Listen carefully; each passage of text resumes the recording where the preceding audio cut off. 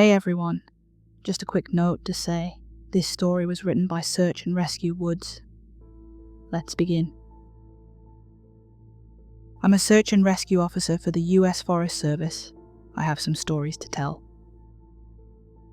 I wasn't sure where else to post these stories, so I figured I'd share them here. I've been an SAR officer for a few years now, and along the way, I've seen some things that I think you guys will be interested in. I have a pretty good track record for finding missing people. Most of the time, they just wander off the path, or slip down a small cliff and can't find their way back. The majority of them have heard the old "stay where you are" thing, and they don't wander far. But I've had 2 cases where that didn't happen. Both bother me a lot, and I use them as motivation to search even harder on the missing persons cases I get called on. The first was a little boy who was out berry picking with his parents. He and his sister were together, and both of them went missing around the same time. Their parents lost sight of them for a few seconds, and in that time, both the kids apparently wandered off. When their parents couldn't find them, they called us, and we came out to search the area. We found the daughter pretty quickly, and when we asked where her brother was, she told us that he'd been taken away by the bear man. She said he gave her berries and told her to stay quiet, and that he wanted to play with her brother for a while. The last she saw of her brother, he was riding on the shoulders of the bear man and seemed calm. Of course, our first thought was abduction, but we never found a trace of another human being in that area. The little girl was also insistent that he wasn't a normal man, but that he was tall and covered in hair, like a bear, and that he had a weird face. We searched that area for weeks. It was one of the longest calls I've ever been on, but we never found a single trace of that kid. The other was a young woman who was out hiking with her mom and grandpa. According to the mother, her daughter had climbed up a tree to get a better view of the forest, and she'd never come back down. They waited at the base of the tree for hours, calling her name before they called for help. Again, we searched everywhere, and we never found a trace of her. I have no idea where she could possibly have gone, because neither her mother or grandpa saw her come down. A few times, I've been out on my own searching with a canine, and they've tried to lead me straight up the cliffs. Not hills, not even rock faces. Straight, sheer cliffs with no possible handholds. It's always baffling. And in those cases, we usually find the person on the other side of the cliff or miles away from where the canine has led us. I'm sure there's an explanation, but it's sort of strange. One particularly sad case involved the recovery of a body. A 9-year-old girl fell down an embankment and got impaled on a dead tree at the base. It was a complete freak accident, but I'll never forget the sound her mother made when we told her what had happened. She saw the body bag being loaded into the ambulance and let out the most haunting, heartbroken wail I've ever heard. It was like her whole life was crashing down around her, and a part of her had died with her daughter. I heard from another SR officer that she killed herself a few weeks after it happened. She couldn't live with the loss of her daughter. I was teamed up with another SAR officer because we'd received reports of bears in the area. We were looking for a guy who hadn't come home from a climbing trip when he was supposed to, and we ended up having to do some serious climbing to get to where we figured he'd be. We found him trapped in a small crevasse with a broken leg. It was not pleasant. He'd been there for almost 2 days, and his leg was very obviously infected. We were able to get him into a chopper, and I heard from one of the EMTs that the guy was absolutely inconsolable. He kept talking about how he'd been doing fine, and when he'd gotten to the top, a man had been there. He said the guy had no climbing equipment and he was wearing a parka and ski pants. He walked up to the guy, and when the guy turned around, he said he had no face. It was just blank. He freaked out and ended up trying to get off the mountain too fast, which is why he'd fallen. He said he could hear the guy all night, climbing down the mountain and letting out these horrible muffled screams. That story bothered the hell out of me. I'm glad I wasn't there to hear it. One of the scariest things I've ever had happen to me involved the search for a young woman who'd gotten separated from her hiking group. We were out until late at night because the dogs had picked up her scent. When we found her, she was curled up under a large rotted log. She was missing her shoes and pack and was clearly in shock. She didn't have any injuries, so we were able to get her to walk with us back to base ops. Along the way, she kept looking behind us and asking us why that big man with black eyes was following us. We couldn't see anyone, so we just wrote it off as some weird symptom of shock. But the closer we got to base, the more agitated this woman got. She kept asking me to tell him to stop making faces at her. At one point, she stopped and turned around and started yelling into the forest, saying that she wanted him to leave her alone. She wasn't going to go with him, she said, and she wouldn't give us to him. We finally got her to keep moving, but we started hearing these weird noises coming from all around us. It was almost like coughing, but more rhythmic and deeper. It was almost insect-like. I don't really know how else to describe it.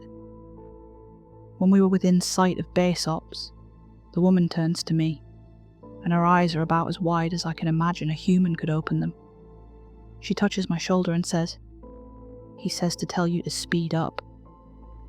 He doesn't like looking at the scar on your neck." I have a very small scar on the base of my neck, but it's mostly hidden under my collar, and I have no idea how this woman saw it.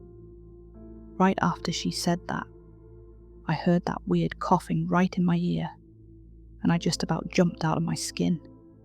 I hustled her to ops, trying not to show how freaked out I was, but I have to say, I was really happy when we left the area that night.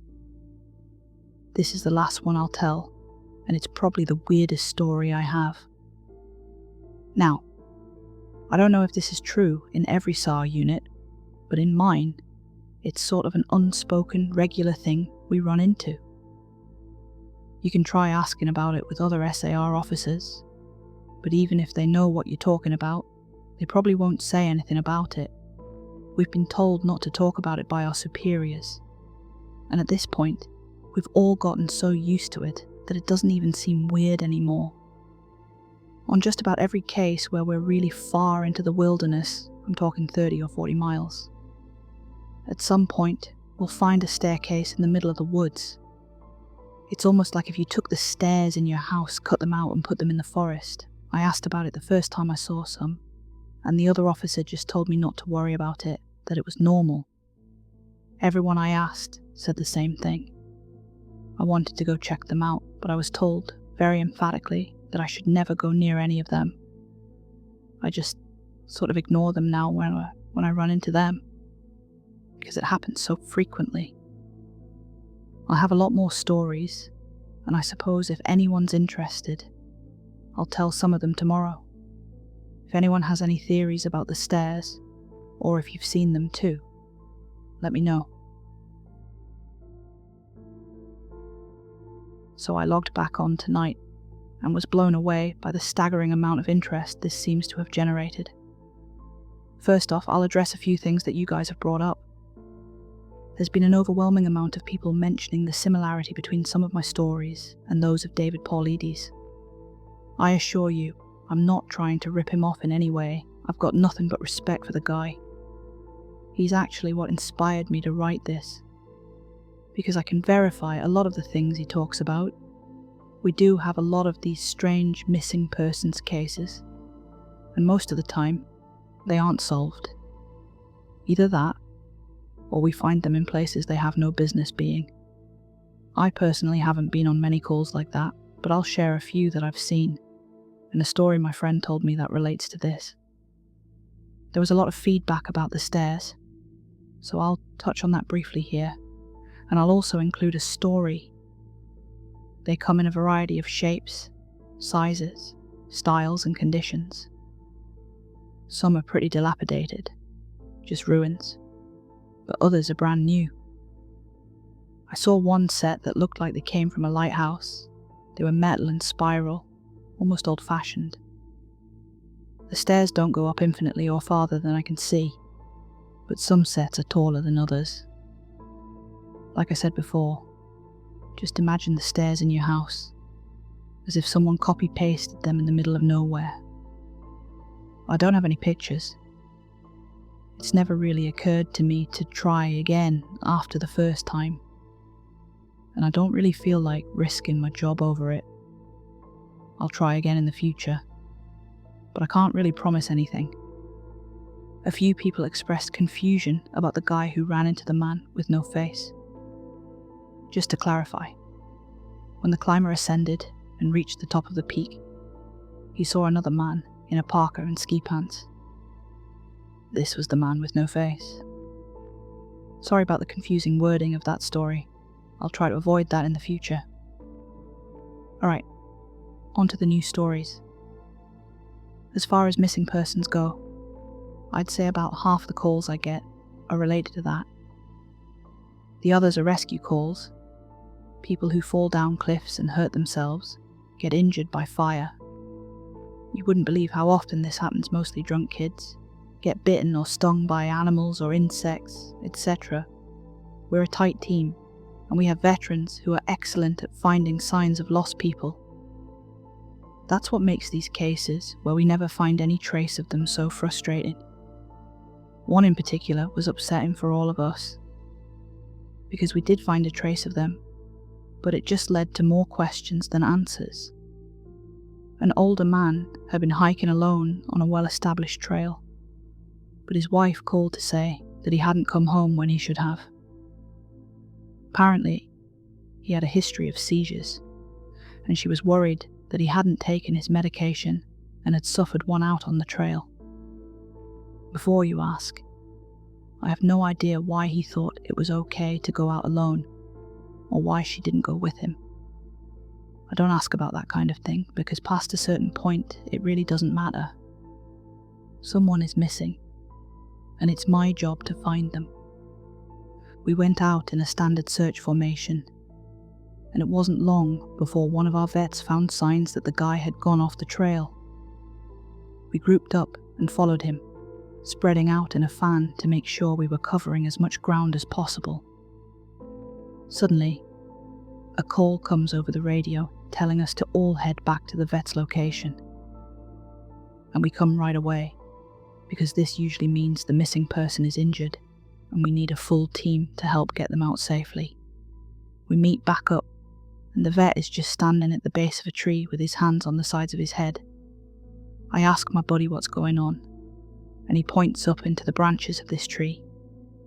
I almost couldn't believe what I was seeing. But there's a walking stick dangling from a branch at least 30 feet off the ground. The little strap thing on the handle has been looped around the branch, and it's just hanging there. There's no way the guy could have tossed it up that far, and we don't see any other signs that he's still in the area. We call up into the tree, but it's obvious no one's in it. We're all just sort of left scratching our heads. We keep searching for the guy, but we never find him. We even bring our canines out, but they lose his scent long before this tree. Eventually the search is called off because there are other calls we have to attend to, and past a certain point, there's not much we can do.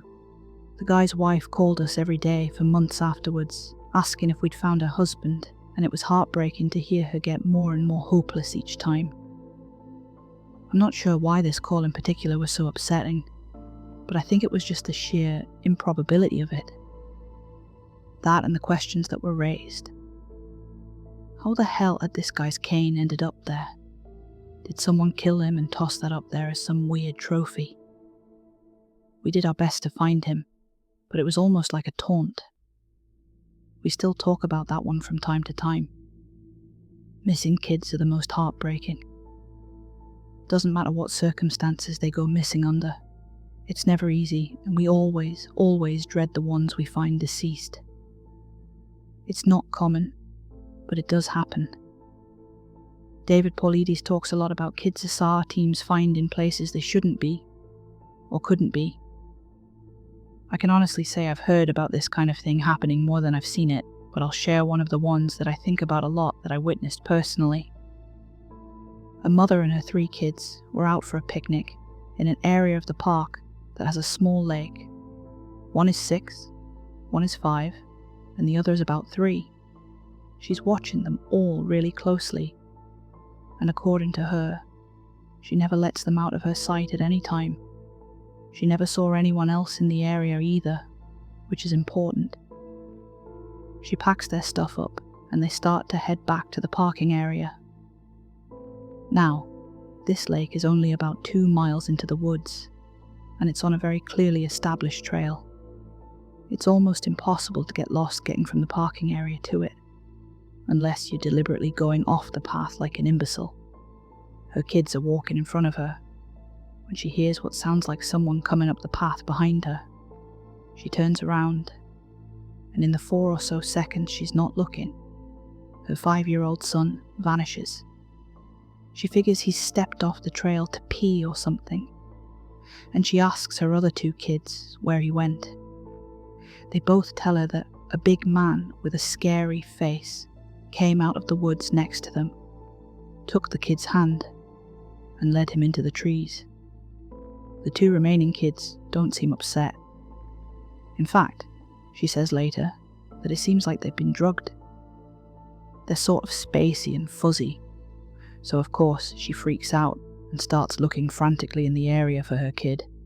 She's screaming his name, and she says at one point she thinks she heard him answer her. Now obviously she can't go blindly running into the woods. She's got the other 2 kids. She calls the police and they send us out immediately. We respond and we start the search for him. Over the course of this search, which spans miles, we never find a single trace of the kid. Canines can't pick up any scent, and we don't find any clothing or broken bushes, or literally anything that would signify a child being there. Of course, there's suspicion about the mother for a while, but it's pretty clear that she's completely destroyed by the whole thing. We looked for this kid for weeks, with a lot of volunteer help, but eventually the search peters out and we have to move on. The volunteers keep searching though, and one day we get a call on the radio letting us know that a body has been found and needs to be recovered. They tell us the location, and none of us can believe it. We figure it has to be a different kid, but we go out there, about 15 miles from the site where he vanished, and sure enough, we find the body of the kid we've been looking for. I've been trying to figure out how this kid got where he did ever since we found him, and I've never come up with an answer. A volunteer just happened to be in the area because he figured he might as well look in places no one else would think to, on the off chance the body had been dumped. He comes to the base of a tall rocky slope, and halfway up, he sees something. He looks through his binoculars, and sure enough, it's the body of a little boy stuffed in a little opening in the rock. He recognizes the colour of the kid's shirt, so he knows right away that it's the missing boy. That's when he calls it in, and we're dispatched. It took us almost an hour to get his body down, and none of us could believe what we were seeing. Not only was this kid 15 miles from where he'd started, but there was no possible way he could have gotten up there on his own. This slope is treacherous, and it's hard even for us with our climbing gear. A 5-year-old boy had no way of getting up there, of that I'm certain. Not only that, but the kid doesn't have a scratch on him. His shoes are gone, but his feet aren't damaged or dirty. So it wasn't as if an animal dragged him up there. And from what we can tell, he hasn't been dead that long. He'd been out there over a month by that point, and it looked like he'd only been dead for, at most, a day or 2. The whole thing was unbelievably strange, and was one of the most disconcerting calls I've ever been on. We found out later that the coroner determined the kid had died from exposure. He'd frozen to death, probably late at night, 2 days before we found him. There were no suspects and no answers.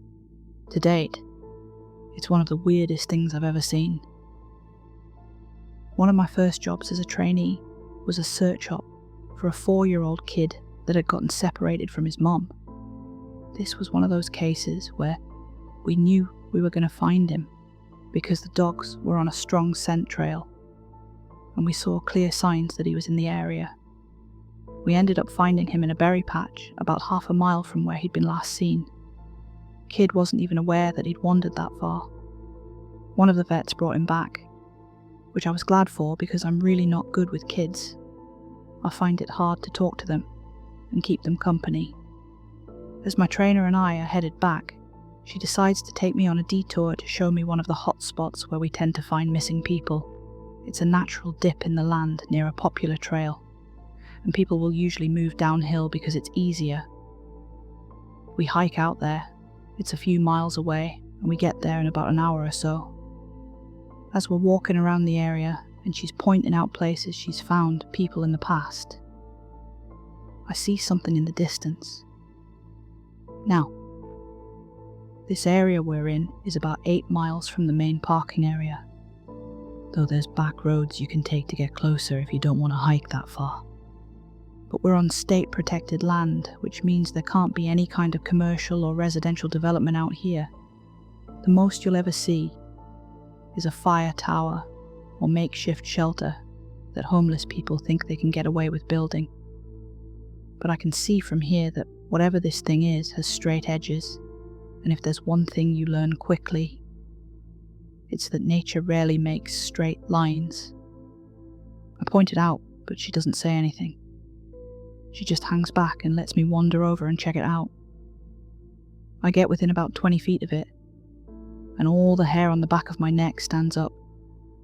It's a staircase in the middle of the fucking woods. In the proper context, it would literally be the most benign thing ever. It's just a normal staircase with beige carpet and about 10 steps tall. But instead of being in a house where it obviously should be, it's out here in the middle of the woods. The sides aren't carpeted, obviously, and I can see the wood it's made of.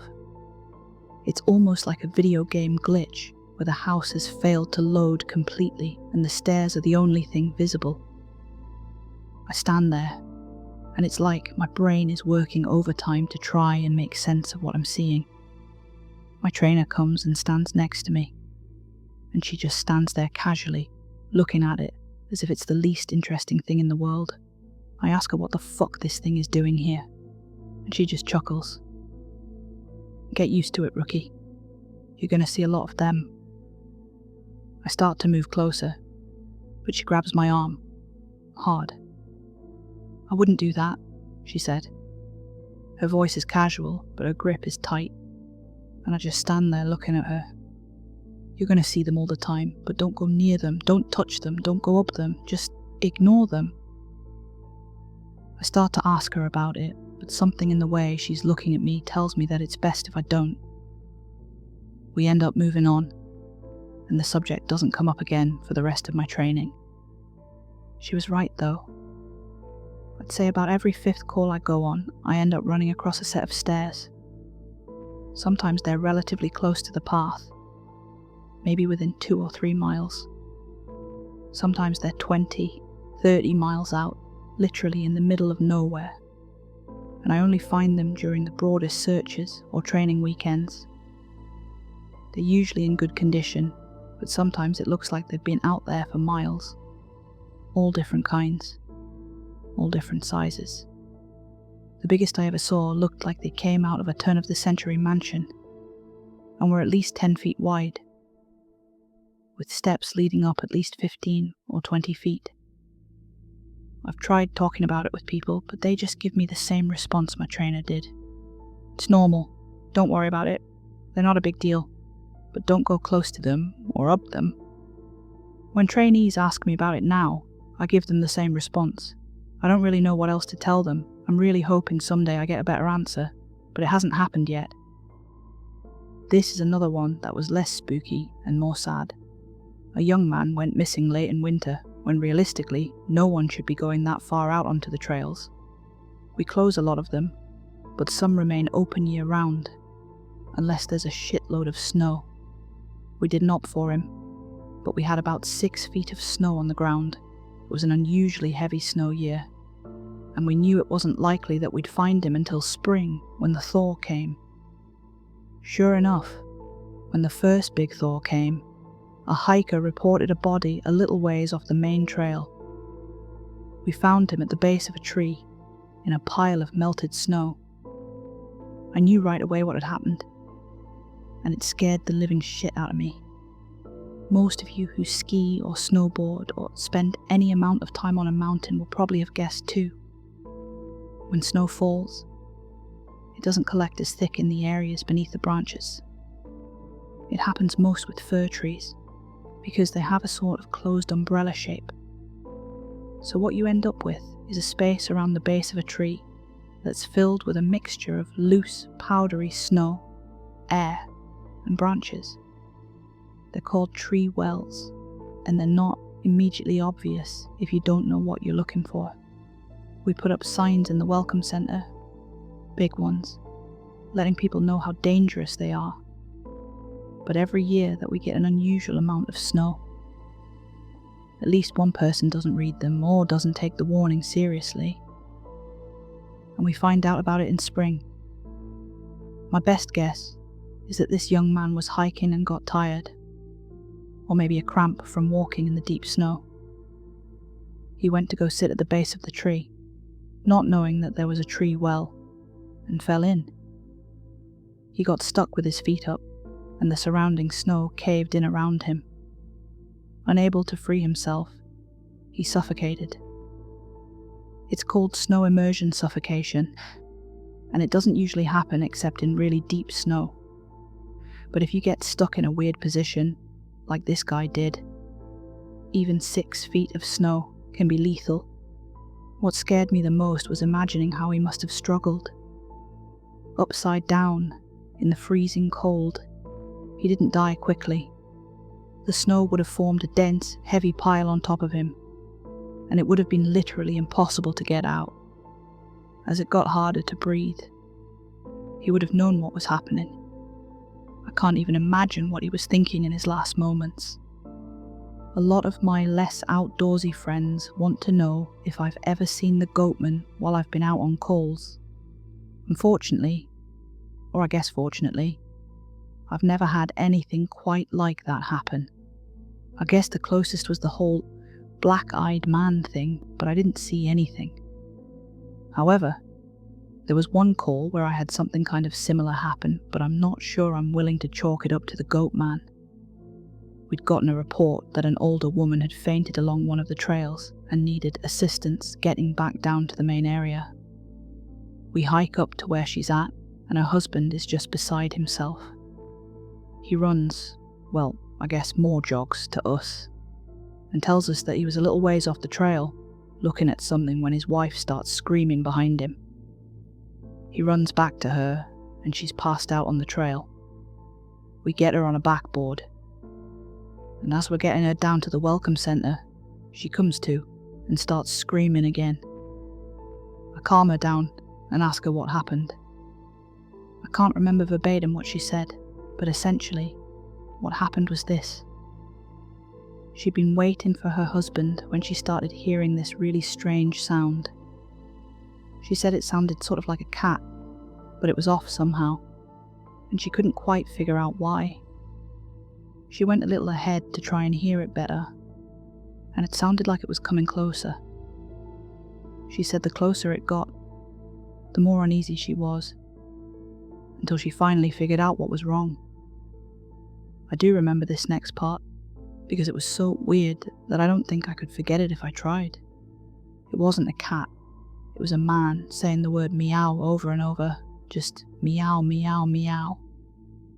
But it wasn't a man, it couldn't have been, because I've never heard a man make his voice buzz like that. I thought my hearing aid was going out, but it wasn't. I adjusted it, and it still sounded all buzzy. It was awful. He was coming closer, but I couldn't see him.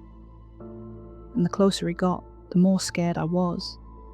And the last thing I remember was a shape coming out of the trees. I guess that's when I fainted. Now, obviously, I'm a little perplexed as to why a guy would be out in the fucking woods chanting meow meow at people. So once we get down the mountain, I tell my superior that I'm going to go search the area to see if I can find anything. He gives me the go-ahead, and I grab a radio and hike back to where she fainted. I don't see anyone, so I keep going about a mile more. And when I head back, I go off the trail to see if I can figure out where she saw him coming from. It's almost sunset by this point, and I don't have any desire to be out at night alone, so I just sort of write it off and make a mental note to check it out again tomorrow. But as I'm headed back, I start to hear something in the distance. I stop, and I call out for anyone in the immediate area to identify themselves. The sound didn't come closer or get louder, but it sounded exactly like a man saying meow meow in this really odd monotone, as comical as it makes it sound. It was almost like that guy on South Park with the electrolarynx, Ned. I go off the trail in the direction I think it's coming from, but I never seem to get closer. It's almost like it's coming from all directions. Eventually it just sort of fades out, and I ended up going back to the welcome centre. I didn't get any further reports like that, and even though I went back to that area, I never heard that exact sound again. I suppose it could have been some stupid kid out there fucking with people, but even I have to admit it was weird. So this kind of turned into a massive wall of text, and for that, I apologise. I wanted to get to the stories my friend told me, and he does have some good ones, so I'll post those tomorrow evening. I also have a few more of my own I think you guys will like. I'm sorry to keep you all in suspense again. Hopefully the stories here make up for it and help you get through the next 24 hours until I can post again. Edit. Since it seems like all of you would like to hear more, tomorrow I'll write up as many stories as I can and do a massive post. I'll include my friends' stories, and I'll see if I can't get a hold of a few more people who might have interesting things to talk about. I just wasn't sure how people felt about big, huge walls of text, but if you're all okay with it, I'll post lots of stories. Well, once again, you guys have blown me away with your staggering amount of responses to my stories. There's no way I can respond to each of you individually, so I'm just going to address some common things again, and then move on to the stories. I'm going to write as many as I can think of, in addition to my friends' stories, and I will probably not update again until I get a chance to answer some questions that I myself have for my superiors. Alright, so the common questions I found you all had. I am not comfortable talking about where exactly I work, unfortunately. In all reality, some of the things I've mentioned here could get me in a lot of trouble, or fired, so it's best if I just don't discuss too much. I will say that I'm in the United States, and in an area that is comprised of a great deal of wilderness. We're talking hundreds of miles of thick forest, with a mountain range and a few lakes. There is still a great amount of interest in the stairs, and luckily for you guys, my friend has a story that I think you'll all be very interested in. I'll go into that more at the end of this update. As for whether or not I have ever thought of asking my superiors about them, I have. But again, I don't want to risk my job. However, one of my former superiors no longer works as an SAR officer, and it's possible that he may be willing to talk to me about it. I'll be speaking to him later in the week, and I will let you all know what comes of that. As far as advice on becoming an SAR officer goes, I think the best advice I can give is to contact your local Forest Service office and see if they offer any training courses, or what the qualifications are. I've been doing this for years, and I started out as a volunteer helping on SAR operations. It's a great job, despite the occasional tragic situations, and I wouldn't want to do anything else. Alright, let's move on to the stories. The first happened on a case that I went out on right after I got out of training and was still pretty new to everything. Before I took this job, I was a volunteer, so I had a basic idea of what to expect, but on those calls, you're mostly dealing with finding lost people after vets have already found signs of them. As an SAR officer, you go out for all kinds of cases, from animal bites to heart attacks. This case got called in early in the morning from a young couple who were up on one of the trails that goes by the lake. The husband was completely hysterical. We couldn't really figure out what was going on.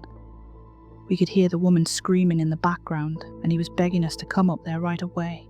When we get there, we see him holding his wife, and she's got something in her arms. She's screaming these awful, almost animal-like screams, and he's sobbing. He sees us, and he screams at us to help them, to please get an ambulance up there. Now obviously, we can't just drive an ambulance up the walking path, so we ask him if his wife needs help, or if she can walk on her own.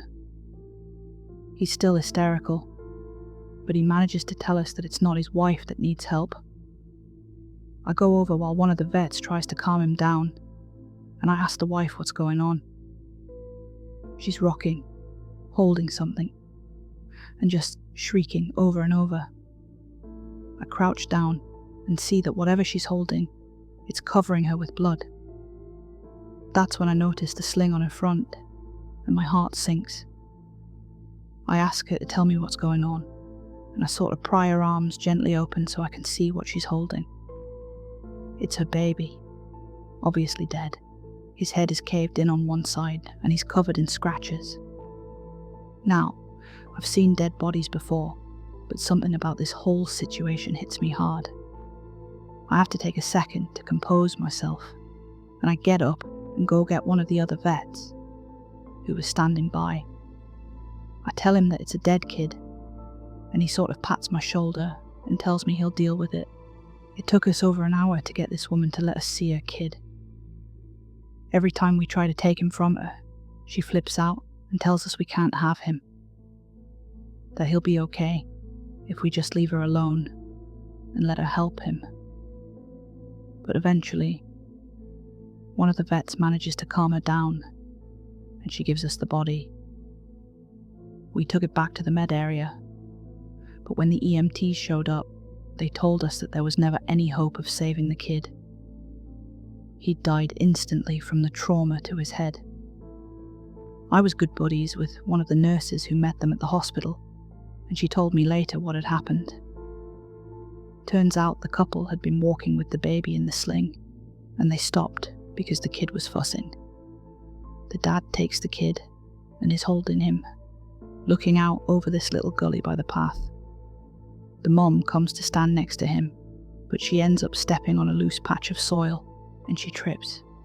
She falls into the dad, who drops the kid, who ends up falling about 20 feet down this little gully onto the rocks at the bottom. The dad climbed down and recovered the kid, but he'd fallen right on his head and was dead by the time he got there. The baby was only about 15 months old. It was a total freak accident, a series of events that coalesced into the worst possible outcome. Probably one of the more awful calls I've been on. I haven't seen a lot of animal bites in my time as an SAR officer, mostly because there aren't that many animals that come around the area. While there are bears in the area, they tend to stay pretty far away from people, and sightings are highly unusual. Most of the animals you'll see are small ones, like coyotes, raccoons, or skunks. And what we do see frequently, though, are moose. And let me tell you, moose are nasty fuckers. They'll chase after anything for any reason, and God help you if you get in between a female and its baby. One of the more amusing calls was of a guy who'd gotten chased down by an absolutely massive male moose and was stuck up a tree. It took us almost an hour to get him down, and when he was finally on solid ground again, he looks at me and says, "God damn, them fuckers is big up close." I guess that's not really a scary story. but we still laugh about that one. I honestly don't know how I'd forgotten this story, but it is, by far, the scariest thing that's happened to me. I guess maybe I've tried so long to forget about it that it just didn't come to mind right away. As someone who spends literally all of their time in the woods, you don't ever want to let yourself get scared of being alone or out in the middle of nowhere. That's why, when you have experiences like this, you tend to just forget about them and move on. This is, to date, the only thing that's ever made me really seriously consider if this job is the right one for me. I don't really like talking about it much, but I'll do the best I can to remember it all. As I recall, this took place right at the end of spring. It was a typical lost child call. A 4-year-old girl had wandered away from her family's campsite and had been missing for about 2 hours. Her parents were completely despondent and told us what most parents do. My kid would never wander away. She's so good about staying close. She's never done anything like this before, etc. We assure the parents that we'll do everything we can to find her, and we spread out in a standard search formation. I was partnered with one of my good buddies, and we were sort of casually holding conversation while we hiked. I know it sounds callous, but you do sort of become desensitized when you've done this long enough. It becomes the norm, and I think to a certain extent you have to learn to desensitize yourself in order to work this job. We search for a good 2 hours, going well beyond where we think she'd be, and we come out of a small valley when something makes us both stop in unison. We freeze and look at each other, and there's almost a sensation like a plane depressurizing. My ears pop, and I have this odd sensation of having dropped about 10 feet. I start to ask my buddy if he felt that, but before I can, we hear the loudest sound I've ever heard in my life. It's almost like a freight train passing directly by us, but it's coming from every direction at once, including above and below us. He screams something to me, but I can't hear him over this deafening roar. Understandably freaked out, we look all around us, trying to find the source of the sound, but neither of us sees anything. Of course, my first thought is a landslide, but we're not near any cliffs. And even if we were, it would have hit us by now. The sound goes on, and we're trying to yell to each other, but even standing close together, we can't hear anything but this sound. Then, as suddenly as it starts, it stops, like someone threw a switch and cut it off. We stand there for a second, perfectly still, and slowly, the normal sounds of the woods come back.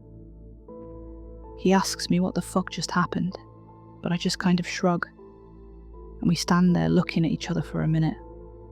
I get on the radio and ask if anyone else just heard the end of the fucking world, but no one else hears it, even though we're all within shouting distance of each other. My buddy and I just sort of shrug it off and keep going. About an hour later, we all check up on the radios, and no one's found the little girl.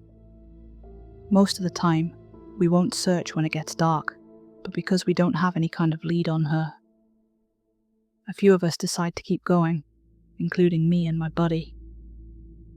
We keep close together, and we're calling out for her every couple of minutes.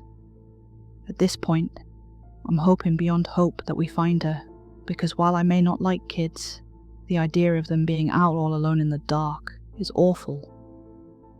The woods can be intimidating to kids in the daylight. At night, well, it's a whole different beast. But we're not seeing any signs of her, or getting any responses, and around midnight, we decide to turn around and head back to the rendezvous point. We're about halfway back when my buddy stops and shines his light to the right of us, into a really thick deadfall, or group of dead trees. I asked him if he's heard a response, but he just told me to be quiet a second and listen.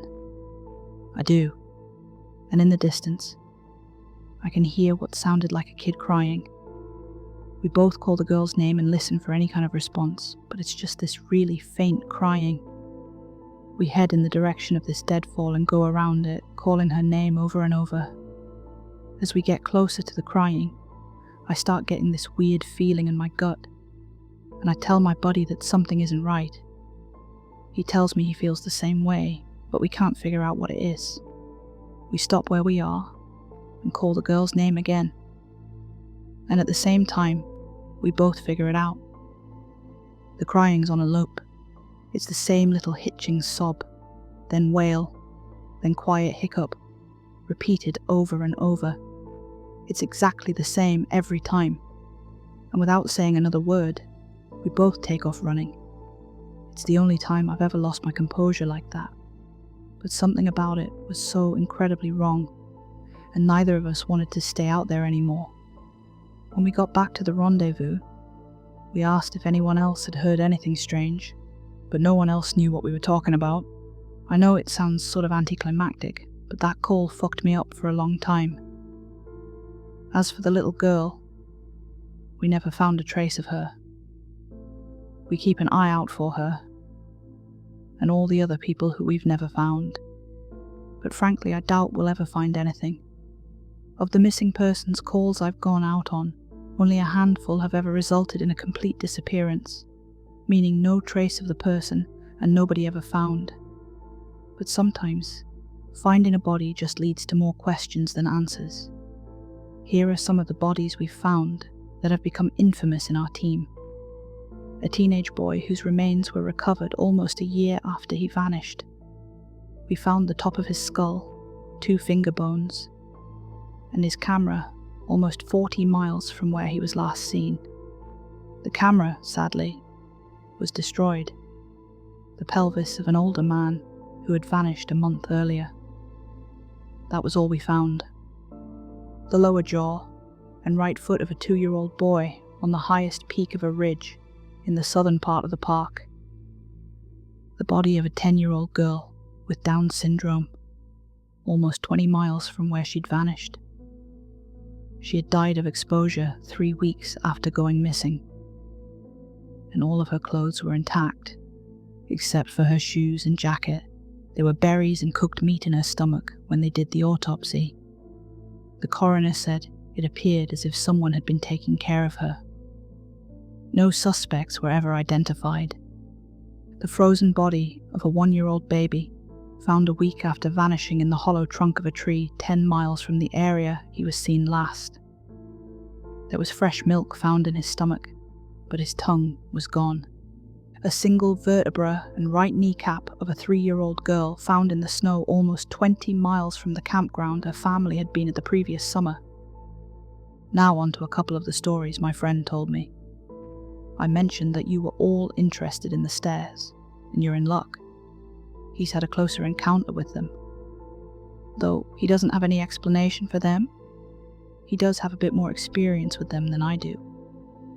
My buddy has been an SAR officer for about 7 years. He started when he was a junior in college, and he had a very similar experience when he first encountered the stairs. His trainer told him almost the same thing mine did, which was to never go near, touch, or ascend them. For the first year, he did just that. But apparently, his curiosity got the better of him, and on one call, he broke away from the line and went to go check a set of them out. He said they were about 10 miles from the path where a teenage girl had vanished, and the dogs were following a scent. He was on his own, lagging behind the main group, when he saw a set of stairs off to his left. They looked like they were from a new house because the carpeting was pristine and white. He said that as he got closer, he didn't feel any different or hear any weird noises. He was expecting something to happen, like bleeding from his ears or collapsing, but he got right up next to them and didn't feel anything. The only thing he said that was odd was that there was absolutely no debris on the steps. No dirt, leaves, dust, anything. And there didn't appear to be any signs of animal or insect activity in the immediate area, which he found strange too. It was less like things were avoiding them and more like they just happened to be in a relatively barren part of the forest. He touched the stairs and didn't feel anything except that sort of sticky feeling you get from new carpet. Making sure his radio was on, he slowly climbed them. He said it was terrifying, because the way they'd been stigmatized, he wasn't really sure what was going to happen to him. He joked that half of him expected to be teleported to some other dimension, and the other half was watching for a UFO to come swooping down. But he got to the top with little event, and he stood there looking around. But, he said, the longer he stood on the top step, the more he felt like he was doing something very, very wrong. He described it as the feeling you'd get if you were in a part of a government building you have no business being in, as if someone was going to come and arrest you, or shoot you in the back of the head at any second. He tried to brush it off, but the feeling got stronger and stronger, and that's when he realized that he couldn't hear anything anymore. The sounds of the forest were gone, and he couldn't hear his own breathing. It was like some kind of weird, awful tinnitus, but more oppressive. He climbed back down and rejoined the search, and didn't mention what he'd done. But, he said, the weirdest part came after. His trainer was waiting back at the welcome center after the search ended for the day, and he cornered my buddy before he could leave. He said his trainer had this look of intense anger, and he asked what was wrong. You went up them, didn't you? My buddy said it wasn't phrased as a question. He asked how his trainer knew. The trainer just shook his head. Because we didn't find her. The dogs lost her scent. My buddy asked what that had to do with anything.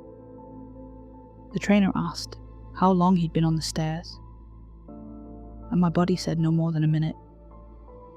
The trainer gave him this really awful, almost dead-eyed look, and told him that if he ever went up another set of stairs again, he'd be fired, immediately. The trainer walked away, and I guess he's never answered any of the questions my buddy has asked him about it since. My buddy has been involved in a lot of missing persons cases where there's never been a trace of them found. I mentioned David Paulides, and my buddy said he can confirm that those stories are, for the most part, accurate. He said that most of the time, if the person isn't found right away, they're either never found or they're found weeks, months, or years later, in places they can't possibly have gotten to. One story he told me really stood out, that involved a 5-year-old boy with a severe mental disability. The little boy vanished from a picnic area in the late fall. In addition to the mental disability, he was also physically handicapped, and his parents explained over and over that he simply could not have vanished. It was impossible.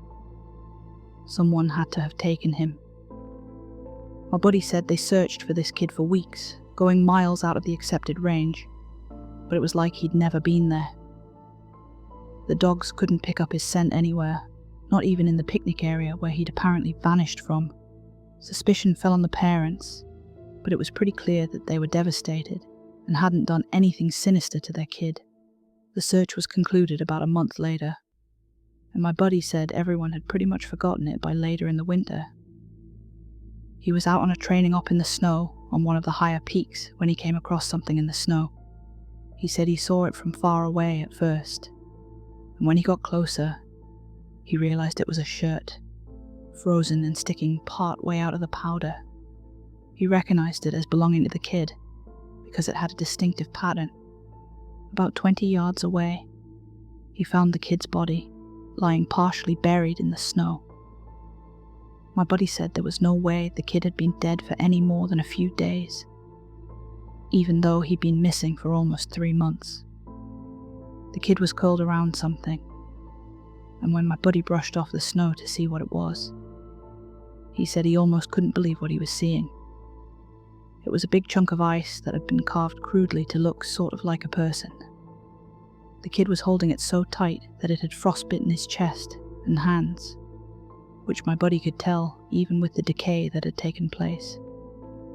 He radioed the rest of the crew and they took the body off the mountain. Now, he recapped all of this for me, and to put it simply, there was no way this kid could have both survived for almost 3 months on his own, or have gotten to this peak. There was no physical way this child could have walked almost 50 miles and ended up on the top of a goddamn mountain. To top it off, there was nothing in the kid's stomach or colon. Nothing, not even water. It was like, my buddy said, the kid had been taken off the face of the earth, put in suspended animation, and dropped on this mountain months later, only to die of exposure. He's never really gotten over that one. The last story I'll share from him was one that took place relatively recently, only a few months ago. They were out doing a recon for mountain lions, because there had been several reports of sightings in the last couple of days. One of our jobs is to scout out the areas where these animals are seen, to ensure that if they are in the area, we can warn people and close off those trails. He was out on his own in a very heavily forested part of the park toward dusk when he heard what sounded like a woman screaming in the distance. Now, as most of you know, when a mountain lion screams, it sounds almost exactly like a woman being brutally murdered. It's unsettling, but far from abnormal.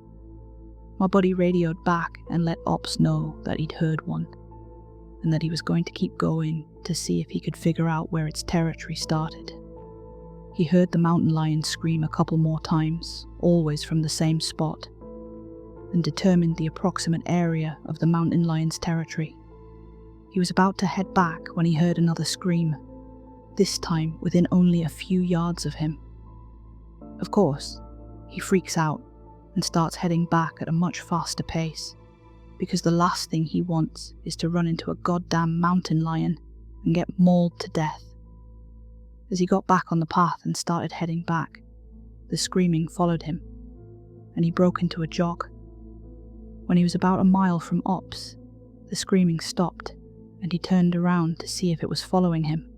It was almost night by this point, but he said that in the distance, just before the path rounded a corner, he could see what looked like a male figure. He called out to them, warning them that the paths were closed and that he needed to come back to the welcome center. The figure just stood there, and my buddy started to walk over. When he was about 10 yards away, the figure took, as he described, an impossibly long step toward him, and let out the same scream my buddy had been hearing. My buddy didn't even say anything. He just turned and sprinted back to Ops, never looking behind him. By the time he got back, the screaming had moved back into the woods. He didn't mention it to anyone else, just said that there was a mountain lion in the area and that they would need to close those paths until the animal could be located and moved. I'm going to end this entry here, since it's turned into a huge wall of text. I'm going to be heading out on a yearly training op tomorrow morning, so I'll be gone until early next week. I'll be meeting with a lot of former trainers and buddies who work in other areas of the park, and I'll be asking around about any stories they'd like to share. I'm so glad you guys have been interested in my stories, and once I'm back from this op, I'll continue to share them.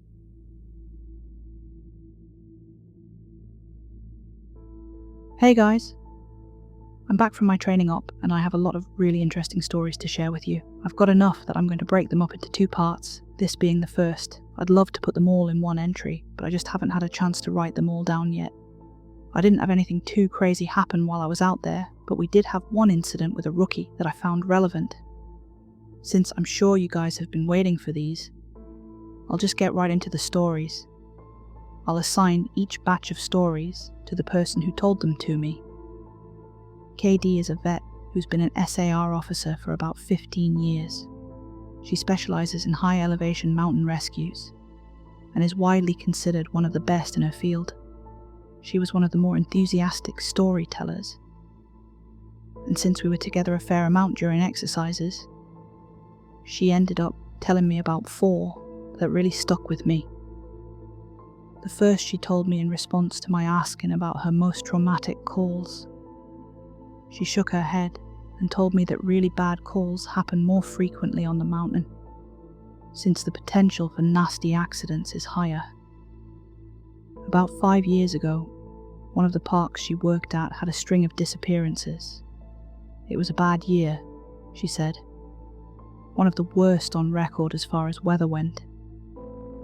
They were getting about a foot of new snow every couple of days, and there were a few avalanches that killed some climbers. They'd warned people about staying on the mapped areas, but of course, there are always those who don't listen. In one particularly nasty case, an entire family got wiped out because the father decided he knew better than the officials, and he took them out into an area that wasn't safe. They were snowshoeing, and as best KD could figure, they'd walked onto a shelf of snow that looked solid, but actually wasn't. It gave way, and this family went ass over tea kettle almost 300 feet down a slope.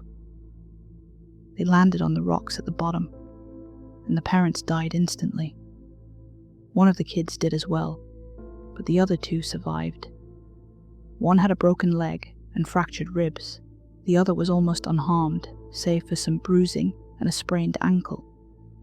The uninjured child left his sibling behind and set out to find help. KD said the kid didn't make it more than half a mile before a storm overtook him. He stopped to try and get warm, or maybe just to rest, and ended up freezing to death. They ended up finding the family with the help of some witnesses who saw them heading out into the wilderness, and she was the one to find the kid who'd frozen to death looking for help. She said it had started to snow, just enough to obscure long-distance vision, but not enough to make searching impossible. She saw a figure sitting in the snow up ahead, and she got to it as quickly as possible. She described, in detail, how as she got closer, she realized first that it was a child, second that they were deceased, and third that they had frozen in one of the most pitiful positions she's ever found a corpse in. The kid was sitting upright, with his knees tucked up against his chest. His arms were curled around them, and his head was tucked up in his coat. When she moved the coat to look at his face, she saw that he died crying. His face was twisted, and the tears were frozen on his cheeks. She said it was painfully obvious that the kid was terrified when he succumbed to hypothermia, and as a mother, it broke her heart. She told me, repeatedly, that she hopes the father is burning in hell as we speak. The other traumatic story she told me that stood out in my mind was one that happened when she was a rookie. Her team got a report of an experienced climber who hadn't come home the previous day. His wife was convinced that something bad had happened because he'd never failed to come home on time. They went out looking for him and had to climb what sounded like some very technically challenging parts of the mountain. They got to a relatively flat area, and KD started seeing blood in the snow. She followed the trail, and as she went, she started seeing little bits of tissue. She wasn't sure exactly what body part it had come from, but the farther she followed it, the more there was. She follows this blood and tissue trail to a sheltered area under a cliff face, and she finds the climber. She said there was so much blood, more than she'd ever seen before. He was lying face down, one arm stretched in front of him, as if he'd died crawling. She looked closer and sees that he's been partially disemboweled, which is where the tissue had come from. The guy has an ice pick tucked into a hip holster, and it's covered in blood. Of course, they'll never be sure exactly what happened, but she said as best she can figure, this is what went down. The guy had been attempting to climb up to the next area and had been using his ice axe to ascend. He'd probably hit a loose patch and had fallen. On the way down, or possibly when he landed, he'd gotten impaled by the axe, and it had disemboweled him. He'd dragged himself along, tearing pieces of himself out as he went, and had died under the cliff face. She isn't terribly bothered by gore, but I guess a few of the guys who came to help her remove the body threw up when they turned him over, and a good portion of his intestines spilled out. I mentioned to her that I was interested in hearing about any experiences she had with people completely disappearing. Her eyes light up, and she leaned in close to me. "Want to hear a real doozy?" she asked. She tells me about how, when she first started, there was a case that got a lot of attention in the media. A family had been out berry picking in an area of the forest very close to the entrance of the park. They had 2 little boys, both under the age of 5, and at some point during the day, one of them vanishes. There's an absolutely massive search, and they find absolutely nothing. It's another of those cases where it's like the kid was never there in the first place. The dogs just sit down and don't pick up on anything, and no trace of the kid is found. The search goes on for about 2 months, but is eventually called off. Fast forward to 6 months later. The family comes back to place flowers at a memorial that's been set up there for the kid. They bring their other son. While they're placing the flowers, they lose sight of the kid for about 3 seconds, and in that span of time, he vanishes into thin air. Now obviously, the parents are beyond devastated. It's awful enough to lose one child, but to lose 2 is beyond imagining. The search is huge, one of the largest in state history. There are about 300 volunteers combing every inch of this park, looking for the kid. But again, there's no trace of him. The search goes on for about a week, with people looking miles from the part of the park he vanished from. And then, almost 2 weeks later, a volunteer, almost 15 miles from the designated search area, radios in that he's found the kid. They assumed that the kid was dead, but the volunteer says that he's not only alive, he's in good shape. KD and her team go out to recover the kid, and when they get there, she can't believe that this is the kid that's been missing. His clothes are clean, there's no dirt on him anywhere, and he doesn't appear traumatized. The volunteer says he found the kid sitting on a log, playing with a little twig bundle that's bound together with some old rope. KD asks him where he's been, who he was with for those 2 weeks, and the kid tells her that he's been with the fuzzy man. Now KD firmly believes in Bigfoot, so she gets all excited and asks what he means by fuzzy. Was he hairy? But the kid says no, he wasn't hairy.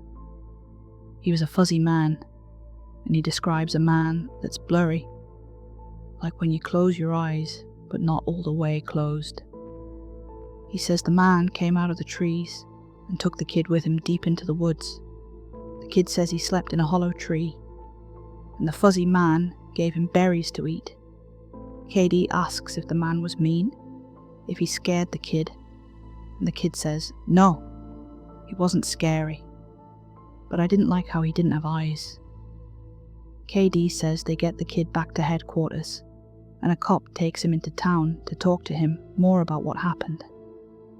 She's friends with the cop that talked to him, and she said the kid described being kept in this tree by the fuzzy man and given berries whenever he was hungry.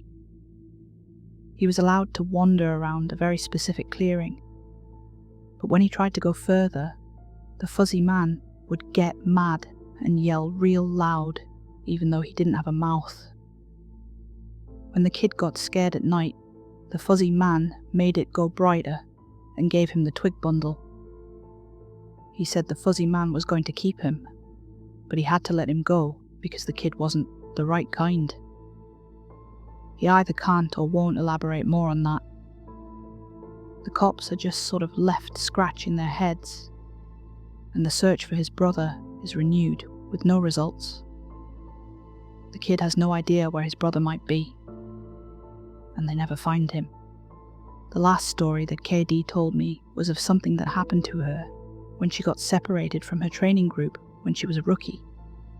They were learning the basics of high elevation belaying on a well-mapped side of the mountain, and she had to use the bathroom. She went off about 50 yards from the group during a meal break and did her business. I'll tell the rest exactly as she told it to me. So I go to take a piss, and once I'm done, I start going back to the group. But I've only gotten about 5 feet when I realise that I have no idea where I am. And this wasn't I got turned around lost. I mean, I had literally no fucking clue where I was. If you'd asked me, I don't even think I'd have been able to tell you what state we were in. It was sort of how I imagine people with amnesia feel, you know? You're completely lost, and you have no idea what to do. So I stood there for a while, just trying to figure out where the fuck I was and what I was supposed to do. But the longer I stand there, the more confused and turned around I get. So I started walking. As I recall, I just picked a random direction and went for it. And as I'm walking, it's just getting worse and worse to the point where I have no concept of why I'm on the mountain in the first place. I'm just trudging through the snow, and then I start hearing this voice. It's kind of inside my head almost, like if a frog could talk, all low and croaky. And it's telling me over and over, it's okay, it's okay. You just need to find something to eat. Find something to eat and you'll be okay. Just keep walking and find something to eat. Eat. Eat. So I start looking around for anything that I can eat, and I swear to God, I've never felt that hungry in my whole life. It was bottomless, and I think I'd have eaten just about anything you put in front of me right then. I had no concept of time, so I had no idea how long I'd been out when I hear an actual voice coming toward me. I go toward it and see one of the other SRs, and he looks fucking terrified. He's running towards me, asking if I'm okay and what the hell I'm doing out here. And the scary thing was, as he's running towards me, I kind of see myself reaching into my belt for my hunting knife. I'm not even really thinking about what I'm doing, but what I am thinking is that I have to eat. If I don't eat, I'll never be okay again, so I just have to eat. He sees me doing that, and he backs off right away. He yells at me to put my knife away, that he's not going to hurt me, and that kind of snaps me back. All of a sudden, I know exactly where I am, and I put the knife away. I run to him and ask him how long I've been gone, thinking he'll tell me I've been gone for half an hour or so. But he tells me I've been gone for 2 fucking days. I've gone over 2 peaks and ended up almost on the other side of the mountain. And if I'd kept going, I would have ended up wandering into about 300 miles of wilderness. They'd never have found me. He can't believe I'm not dead, and of course, I don't know what the fuck to think. To me, no time has passed at all. I don't say anything. I just go back with him to a rendezvous point, and I'm taken back to HQ to be airlifted to the hospital. When I get there, they do all kinds of tests and try to figure out what happened. As best they can guess, I had some kind of weird fugue state, which is kind of like amnesia, or a weird seizure that knocked my brain out of whack. But the truth is that we really don't know. It's never happened again, but I'll tell you. Ever since then, I never go out there alone. People rag on me for making them come with me when I have to leave the group, but I just tell them that listening to me piss in the snow is better than losing me for 2 fucking days on a freezing mountain. The next person I talked to was EW, a former trainer who now works as an EMT. He still comes to ops like this to help out, but doesn't work full-time for us anymore.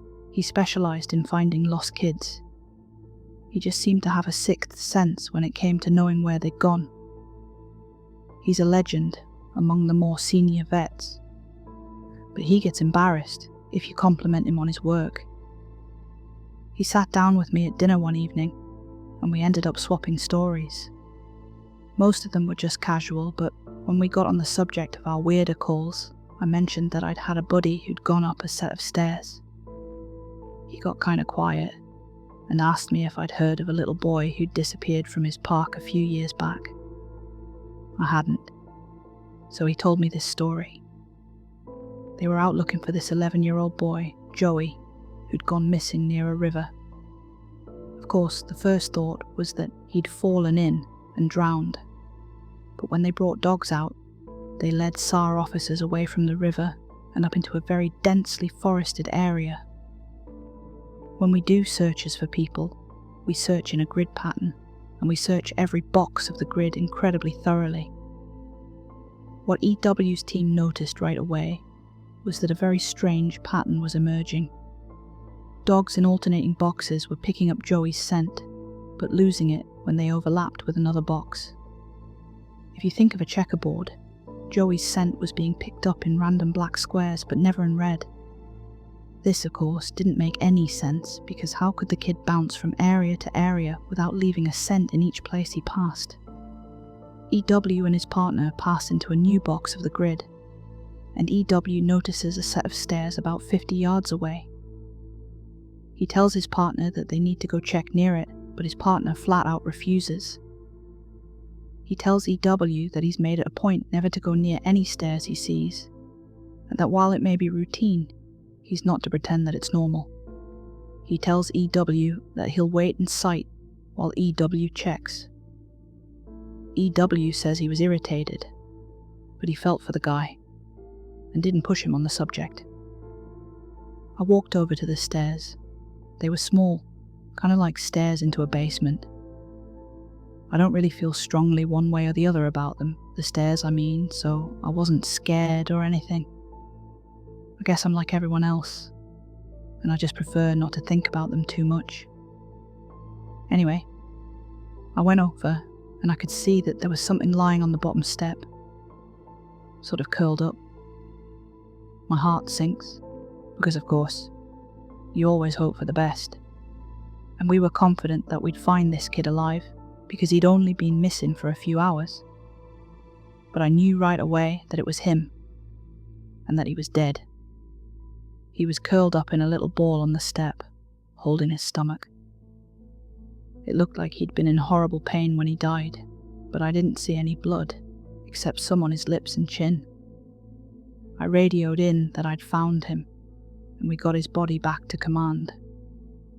That poor family. They were devastated. The parents couldn't understand how he'd be dead, because he'd only been gone for such a short amount of time. And on top of that, we didn't have any obvious cause of death, which just made it worse. I figured he'd probably eaten something poisonous, since he was holding his stomach when I found him. But I didn't want to guess. It's hard enough to hear that your kid is dead, let alone have some stupid SR guy guessing about what happened. They took him away, and I went home and tried not to think about it. I hate finding dead kids, man. I love this job, but it's one of the reasons I left. I've got 2 daughters, and the thought of losing them that way just... He choked up a little here. I'm not great with emotional stuff like that, and it's always sort of awkward to see a grown man cry, so I didn't really know what to do. He pulled himself together eventually though, and he kept going. We don't always hear back from the coroners about cause of death. It's not really our job to know, I guess. And sometimes if they think it's foul play, they won't tell us because of legal bullshit. But I've got a friend who works for the sheriff's department, and he'll usually pass along any interesting info if I ask. In this case, though, I actually got a call from him about a week later. He asks if I remember the kid, and of course I do. And he says some seriously weird shit is going on. He tells me, EW, man, you're gonna think I'm crazy, but the coroner has no idea what happened to this kid. He's never seen anything like it. My friend goes on to tell me that when the coroner opened the kid up, he couldn't even believe what he was seeing. The kid's organs were like Swiss cheese. Quarter-sized holes were punched clean through just about every single organ this kid had, aside from his heart and lungs. But his colon, his stomach, his kidneys, and even one of his testicles were full of these clean holes. My friend said the coroner described it as if someone had taken a hole punch and punched holes out of everything. They were so neat. But the kid didn't have a scratch on him. No entry or exit wounds. The closest anyone there had ever seen like it was a guy who'd filled himself full of buckshot a year or so back while cleaning his rifle. No one had a clue what could possibly have caused it. My friend asked me if I'd ever heard of anything like it, or if we'd had similar cases in the past. But I'd never even heard of something like that. and I told him I wasn't going to be of any help to him. As far as I know, the coroner determined the cause of death as something like massive internal bleeding, but no one knows what really happened. I've never been able to forget that kid. I have nightmares about it sometimes. I don't let my kids go into the woods alone, and when we go together, I never let them out of my sight. I used to love it out here, but that case, and a couple of others, just sort of ruined it for me. Dinner was over, so we started to clean up and go back to our cabins. Before we went our separate ways, he put his hand on my shoulder and looked at me really close. He tells me that there are bad things out here. Things that don't care if we have families or lives, or that we can think and feel. He tells me to be careful, and he walks away. I didn't have a chance to talk with him again, but that story stuck with me. By pure coincidence, I got to talk to another vet, PB, who's been in the SAR field for years. We were partnered on a grid sweep during a training exercise, and we were chatting casually about how we liked the job, what kinds of things we'd seen, and the like. At one point, we passed an old set of stairs, though these were probably from an old fire lookout, given the area that we were in. I sort of casually mentioned that I was curious about the stairs, and that I wished I knew more about them. He got kind of quiet, and looked like he wanted to tell me something, but wasn't sure if he should. Finally, he told me to turn my radio off. Obviously, this is something we are never, ever supposed to do, but I did it, and he did the same. About 7 years ago, he tells me he was out on a call with a rookie. They were in an area of the park that's had a lot of strange reports and events. Disappearances, stories about lights in the forest, odd noises, things like that. The rookie was totally spooked, kept going on and on about things out in the woods. According to PB, the guy wouldn't stop talking about the goat man. Just on and on, goat man this and goat man that. Finally, I told him that there was plenty else to be afraid of out here that was very real, and that he'd better get over this thing with the goat man. The rookie wanted to know what kinds of things I was talking about, and I just told him to shut up and walk. We crested a little ridge, and there was a staircase about 10 yards ahead. The rookie stops dead in his tracks and just stands there looking at them. I tell him, "See, that's something you should be afraid of." The rookie asks me what the hell these are doing out here, and for some reason, I just open up and tell him the truth. Or what I've been told is the truth. I could have gotten in a lot of trouble for doing what I did, and I could get in a lot of trouble for repeating it to you. But you're a nice kid, and I want you to stop looking into this. Quit while you're ahead, so I'll tell you what I know, under the condition that you never breathe a word of this to the soups. I told him I wouldn't say a word, and he double checks that our radios are off. When I first started out, we were a little less tight-lipped about them and other things that happen out here. We warned people before they were even hired that there was weird shit going on. I guess the Forest Service was tired of having such a massive turnover rate, and they wanted people to know what they were getting into. So they started having people sign these agreements that they wouldn't go to the media about what they were going to see. The FS didn't want to scare people away, so the last thing they needed was spooked rookies running off to the media with stories of ghosts and haunted stairs. But eventually, they found that the agreements weren't necessary. People not only didn't want to talk about what they saw, they wouldn't. A few times, media tried to talk to people when kids or hikers would disappear, and no one would say a word. I can't really explain it. I guess we just don't really want to admit anything is wrong. This is our job, to be out in the woods every single day. We don't need to be spooked, and the best way to avoid that is to pretend like everything's okay. So I'll tell you everything I can think of, and after that, I'm done talking about it for good. And I expect you not to bring it up around me. ever. The stairs have been out here for as long as the parks have existed. We have records going back decades describing them. Sometimes people go up them and nothing happens. Other times, look, I really don't like talking about this, but sometimes really bad shit happens. I saw one guy get his hand sliced clean off when he got to the top step. He reached out to touch a tree branch, and it happened so fast. 1 second his hand was there, and the next it was gone. Completely clean wound. We didn't find his hand, and the guy almost died. Another time, a woman touched one of the stairs, and a blood vessel in her brain exploded, literally exploded, like a water balloon. She sort of stumbled down and came over to me, and all she got out was, "I think something's wrong with me." She dropped like a sack of flour, dead before she hit the ground. I'll never forget the way the blood leaked into the inside of her eye. Before she died, I watched it turn red. I watched it happen, and there wasn't a single thing I could do to help.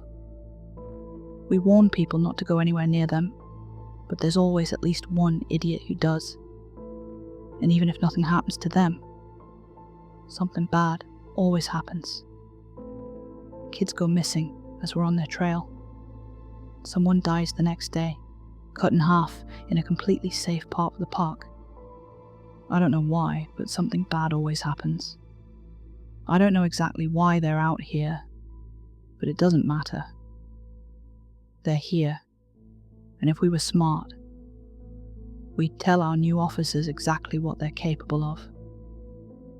We were both quiet for a little while. I was afraid to talk because I wasn't sure if he was done. He looked like he wanted to say something else. Finally, he spoke up again. "Have you ever noticed how you can't find the same ones twice?" I nodded, expecting him to continue, but he just stayed quiet, walking alongside me, and eventually he started a story about the biggest deer he'd ever seen in the park. I didn't bring up the subject again, and I didn't press him for any more stories. He dropped out of the op the next day. Apparently he left before the sun came up. He said he was sick. None of us have heard from him since he left. I'm going to stop here for the time being. I'll try and post the next part in the coming days, but what with it being the end of summer, things are pretty busy here. Thanks for the continued interest, guys. You've really awakened this curiosity in me that I didn't know I had. I apologize for the short update, guys. Things have gotten a little crazy around here, and I'm not sure how often I'll be able to update going forward. I really appreciate all the support you guys have given me, and while I only have a couple of stories to share with you, I'll be interested to see what you all think. A firefighter who was helping us at the training op told me about a call he'd gone on, supposedly to help rescue a kid from an absolutely massive tree. He said they didn't give him details, just that they needed him to come out and help because they lacked the proper equipment. He'd been called out specifically because this thing was so huge that the SARS didn't feel safe trying to climb it. He'd been a tree trimmer before joining the VFD, so it was easy enough for him to grab his old equipment and come help out. He was led out about 2 miles, and the team stopped at one of the biggest trees in the area and pointed up. He laughed and asked the op captain how the kid had gotten up there, made some joke about the old cat in a tree thing.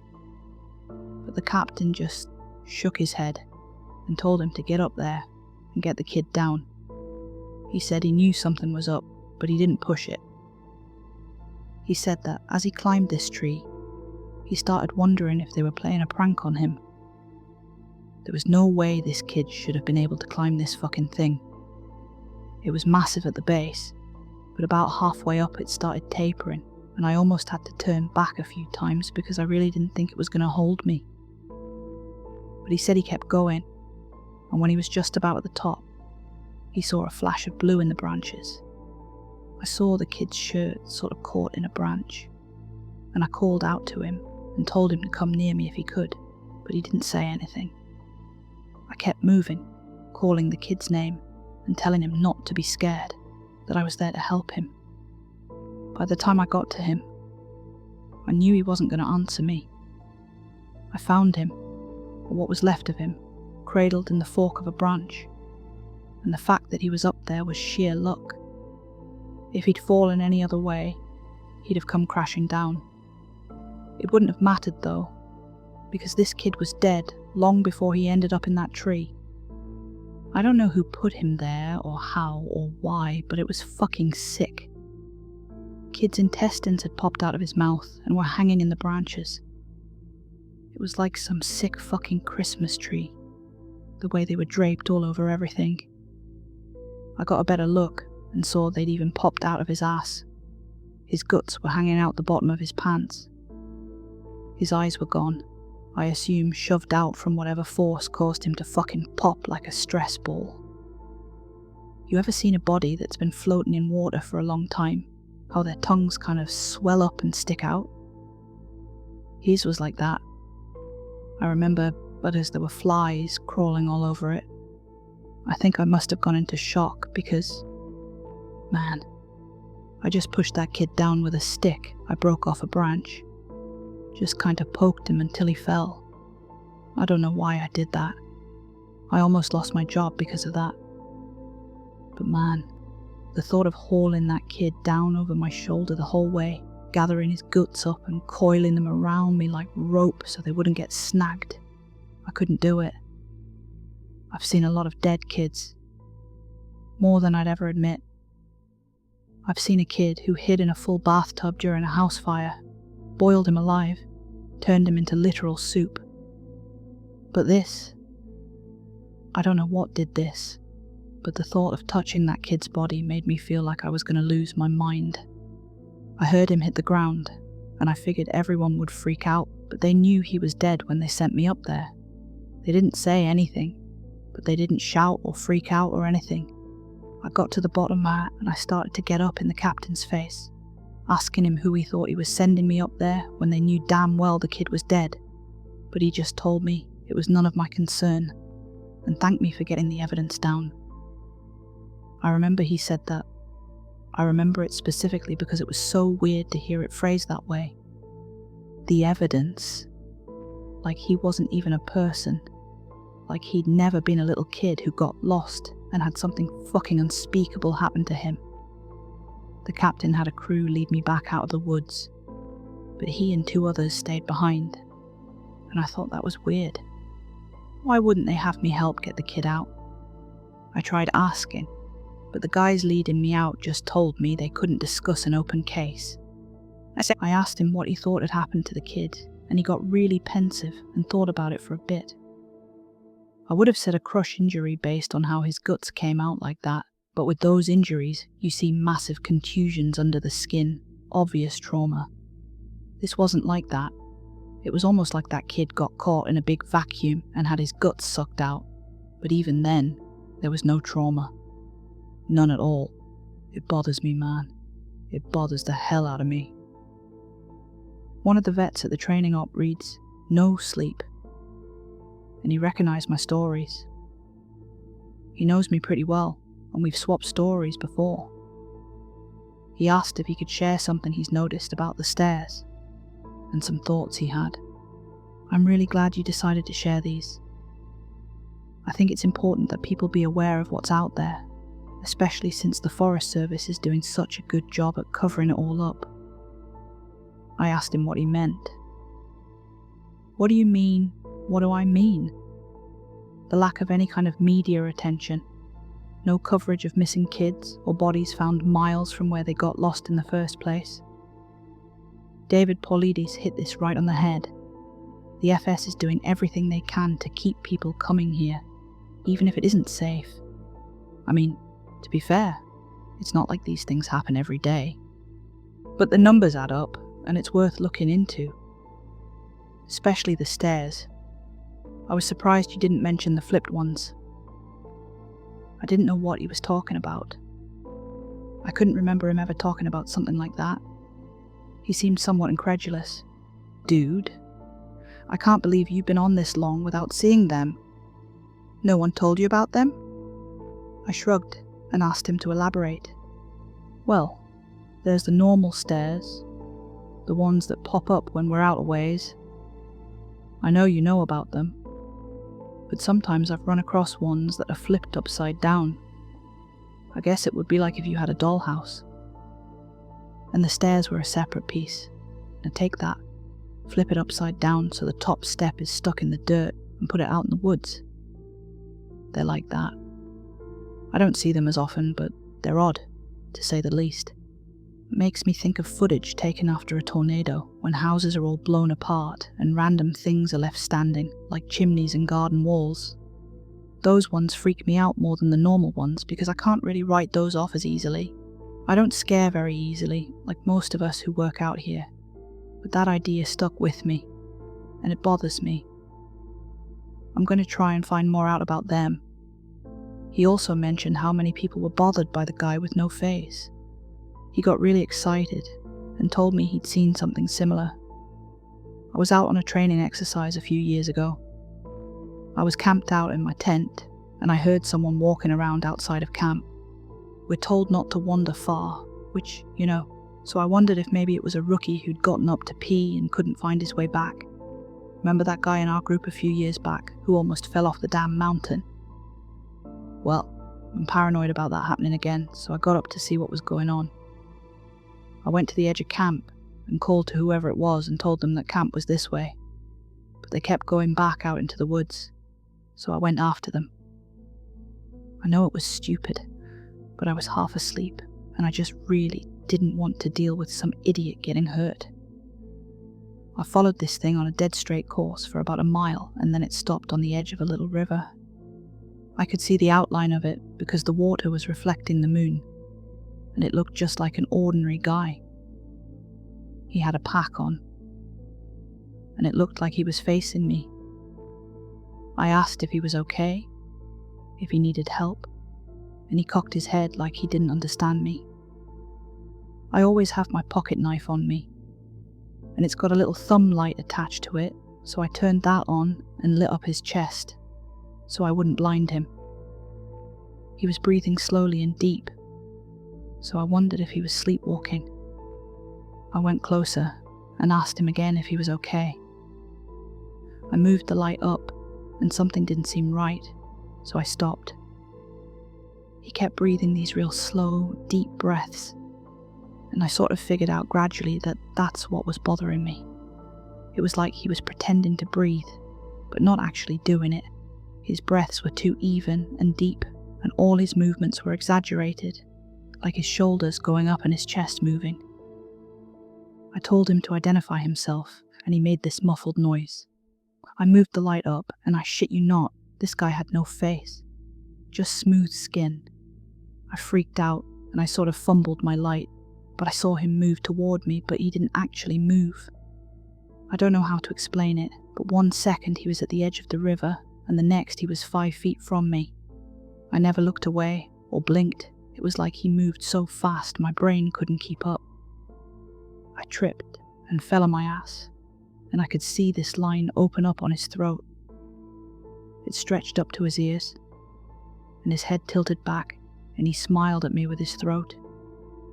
There wasn't any blood, just this gaping dark hole, and I swear he smiled at me with this gash in his throat. I got up, and I ran as fast as I could back to camp. I couldn't hear him following me, but I felt like he was always right behind me, even though when I looked back I couldn't see him. I calmed down when I got back to camp. The fire was still going, and I guess that pack mentality of being with other people made me stop and breathe a little. I waited by the fire to see if he'd follow me there, but I didn't hear anything else for a few hours, so I went back to bed. I know it sounds weird, but the whole thing was just so surreal that it was almost like I immediately wrote it off as my imagination. We were telling ghost stories one night before bed just to scare each other and poke fun at whoever got creeped out. Most of the time it's the rookies, but one woman told a story that actually managed to get under my skin a little bit, and I know the same was true for others. She said it was true, but then again, every ghost story told around a campfire is true. Somehow though, I don't think she was making it up. It had that ring of truth that only really traumatizing events have. She said that when she was a kid, she and her friend used to go out in the woods behind her house a lot.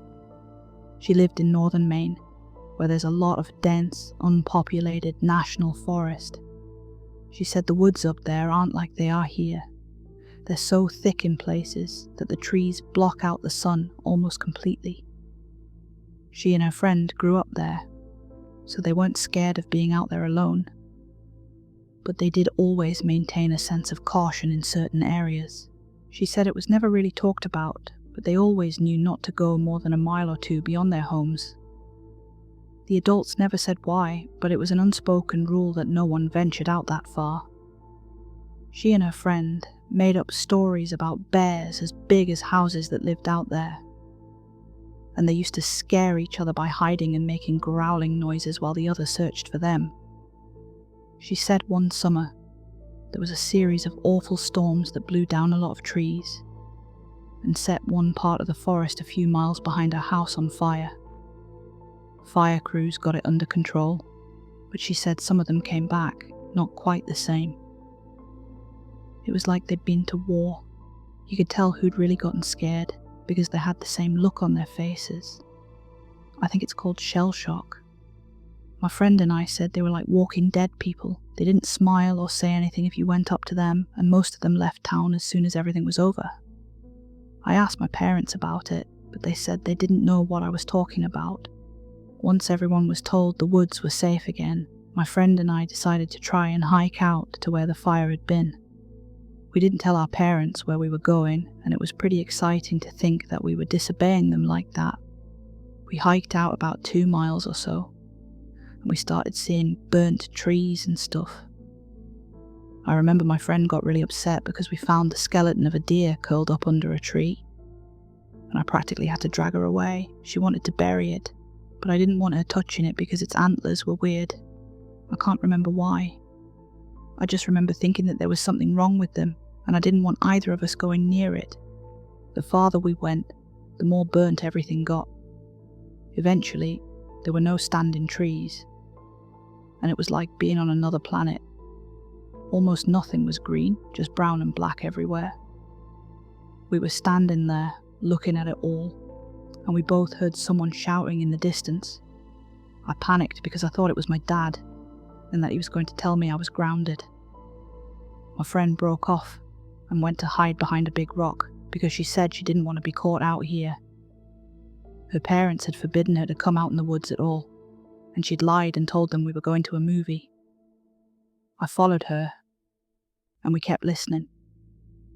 I could hear this voice getting closer, and I realized they were calling for help.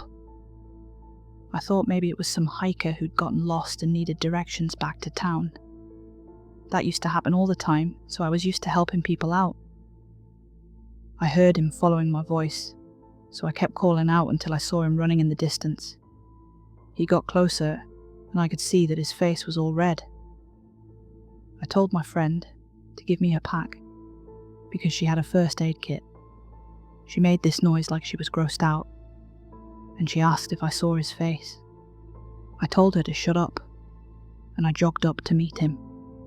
I stopped about halfway, and when he stopped in front of me, I could see that his nose and lips and part of his forehead were all gone. It was like they'd been sliced clean off.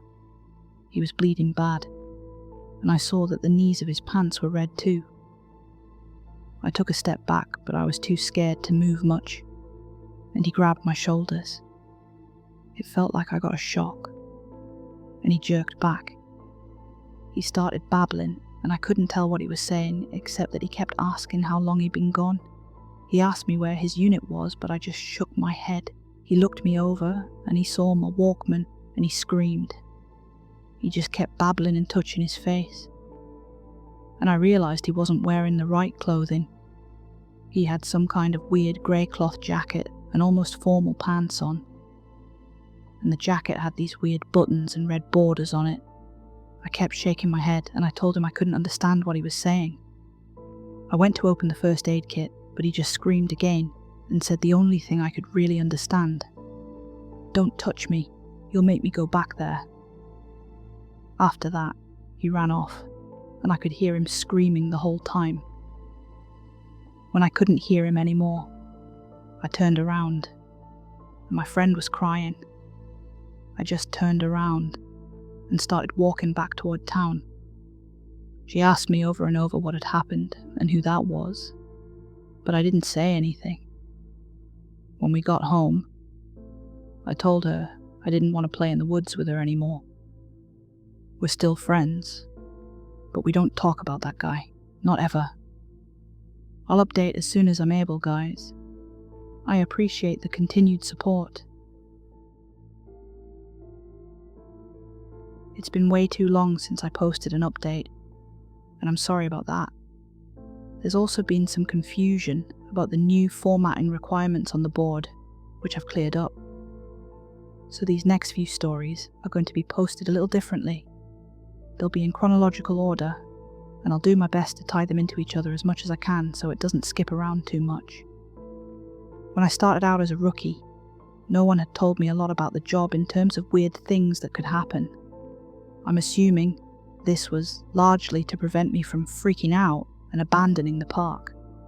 But a few months into my service, when I was still a rookie, a friend and I were drunk at a party, and he opened up a bit. Yeah, it can get a little crazy out there, I guess. I think the worst ones are when people die when they just shouldn't, you know? Or when we find them dead like 10 minutes after someone says they saw them last. They were fine when I passed them on the switchback, I swear. That sort of shit. Like, take this guy who I found one spring out on a really popular trail. Someone comes into the VC, freaking about some guy who's lying in the middle of the path in this giant pool of blood. So we run out there, and we find this guy dead as a doornail. Which he absolutely should be. Because the back of his head is like mashed potatoes. The skull is decimated. Brains are leaking out like custard filling. And the guy's old, so you figure, yeah, he probably fell and hit his head. Old people fall all the time, it's no big deal.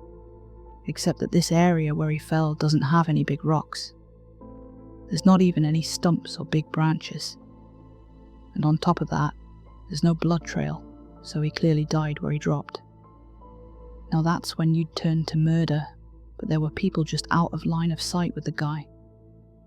If someone came up behind him and murdered him, there's no way someone wouldn't have heard.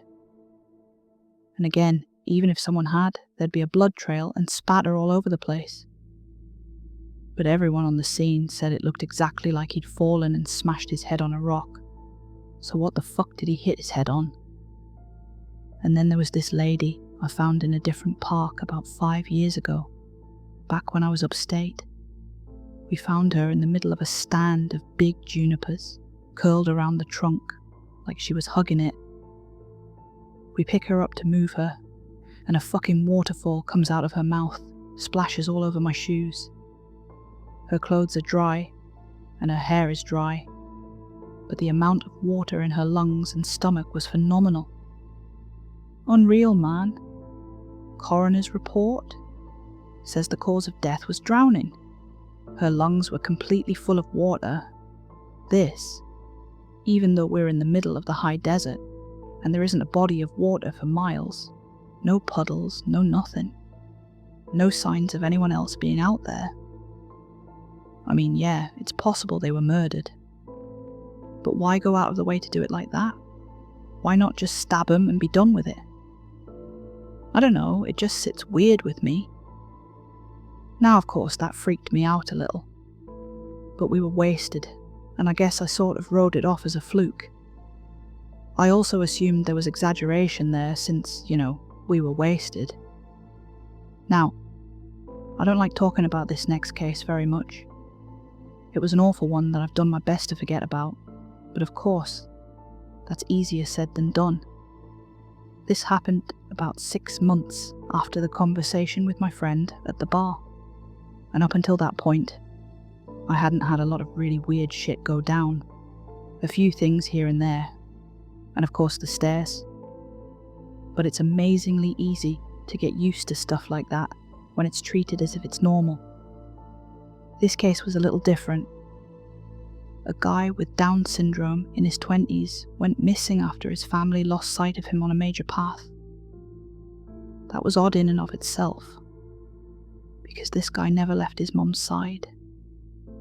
She was absolutely convinced he'd been kidnapped, and unfortunately, a ranger who isn't with the park anymore insinuated that no one was going to kidnap someone, well, with that kind of disability. Not very tactful, to say the least. We wasted a lot of time trying to calm her down enough to get information about him, and then we put out an official missing persons call. Because of the urgency of the situation, him being mostly unable to function alone, we had local police come in and help us. We didn't find him the first night, which was heartbreaking. None of us wanted to think of him being alone out there. We assumed he'd just kept wandering and was staying ahead of us. We brought out Hellis the next day, and they spotted him in a little canyon. I helped bring him back up, but he was in bad shape, and I think we all knew he wasn't going to make it. He'd fallen and broken his spine, and couldn't feel his lower half. He'd also broken both his legs, one at the femur, and he'd lost a lot of blood. He was confused and scared while he was alone, so he'd probably exacerbated the injuries by dragging himself a little ways. I know it sounds awful, but while I was riding in the copter with him, I asked him why he'd wandered off. I just wanted something to tell his mother, to let her know it wasn't her fault. Because he was fading fast, and I didn't think she'd get to ask him herself. He was crying, and he said something about how the little sad boy had wanted him to come play. He said the little boy wanted to trade so he could go home. Then he closed his eyes, and when he woke up again, he was in the canyon. I'm not sure that's exactly what he said, but it was what I thought the gist of it was. He kept crying, asking where his mummy was, and I held his hand and tried my best to keep him calm. It was cold out there. He kept saying that. It was cold out there. My legs were frozen. It was cold out there. It's cold in me. He was getting even weaker, so he eventually stopped talking, and he closed his eyes for a while. Then, when we were about 5 minutes from the hospital, he looked right at me, with these big tears running down his face, and he said, "Mama won't see me no more. Love Mama, wish she was here." And he closed his eyes, and he just never woke up. It was horrible, and I don't like talking about it. That case was one of the first ones that really rattled me badly. Because of how badly it affected me, I reached out to a senior ranger, and who ended up helping me through it. As time went on, and we got to know each other better, he ended up sharing one of his own stories with me. It was disturbing, but it helped to know that I wasn't the only one affected by the things going on out there. I think this must have happened before you got here, because I think if it had happened while you were here, you'd have remembered it. I know it didn't end up in the news, for some reason, but I think most people who've been here long enough know about it. The park sold off a portion of land to a logging company, and it was a really controversial thing. But it wasn't that large or old of a plot, and it was right after the recession, so we needed cash. Bad. Anyway, they were felling this plot of land, and we get a call that we need to get our supervisors out right away. I don't know why, but they ended up sending me and a few other guys along with the heads, I guess for power in numbers, to see what was up. We got there, and all these guys are crowded around a tree that they've just cut down. They're all pissed off and freaking out, and the foreman comes over and says he wants to know what we think we're up to. What the hell y'all think this is, some kind of sick joke? You've got a lot of fucking nerve pulling this shit. We bought this land fair and square. Well, we don't know what the hell he's talking about, so he brings us over to this felled tree and points at it and tells us that when they cut it down, it was just like this, and they'll be damned if they put it there. The inside of the tree was all rotted out and hollow in one spot, and when they'd cut it down, it had exposed that chamber, and inside it is a hand, like a perfectly severed hand, and looks like it's actually fused with the inside of the tree. Well, now we think they're pulling a joke. So we tell them that we don't like being fucked with, and we start to leave. But they tell us they've already called the cops, and that they'll go right to the media if we don't stick around. Well, that gets the head's attention, so they stick around and talk to the police about it. Everyone is denying that they put the hand in there. And besides, how would anyone have even done it? It's clearly a real hand, but it's not mummified or skeletal. It's brand new, probably not even a day old, and it is definitely fused with the wood. You can see that it's coming right out of it. The loggers, they insist that they didn't put it there. Somehow, this fresh human hand ended up fused to the inside of this living tree. The cops have them cut up that section of tree into a movable chunk. Then they take the hand away, and the area is closed off. There was a pretty big investigation, but I know they didn't find any answers. Now it's become this legend, and as far as I know, we haven't sold any more property for logging. As you all know, I went to a training seminar recently and heard some amazing and horrible things there. One of the guys I talked to while I was there told me a story when we were all around the campfire one night. We were both pretty drunk, you'll see a pattern here, and we were swapping stories. He told me this one. Me and another guy were out on a field search because some campers reported screaming noises at night. So we head out there to look for whatever fucking mountain lion has wandered into the area, and I'm pissed. We've had 3 of them show up in the camping areas that year alone, and I'm getting tired as hell of constantly having to deal with them. Plus, I just don't like them anyway. They're a pain in the ass, and they're loud, and they scare the shit out of me. Fucking cats. Pieces of shit. I'm groaning about it to the guy I'm with, and he thinks it's a real fucking riot. So we're seeing all these broken branches, and what look like dens, and we're pretty sure we know where this thing is. I call in, and they tell me to confirm if possible. Which, you know, just means they want you to step in a big pile of shit and use that as proof. I'm not seeing any though, so I basically just tell them to shove it. I'm done. We know that damn thing's out here somewhere, even if I'm not stepping in its shit or inside its mouth or whatever. Guy I'm with wanders off to take a piss or whatever, and I stay behind watching this little burrow under a tree to see if maybe a fox or something is living under it, because I love foxes, man. They're cute as hell. But anyway, I'm watching this tree, and I start hearing branches crackling, and it's coming from the direction my partner went opposite of. Now, I've got my pistol, but you and I both know that's not going to do shit against a cat. I cock it and holler for my partner to get his dumb ass back, but he's too far, and he can't hear me. I stand up and get my sights on where the thing is approaching, and I shit you not, man, I just about peed myself. This guy's coming towards me, and he's backflipping through the fucking woods.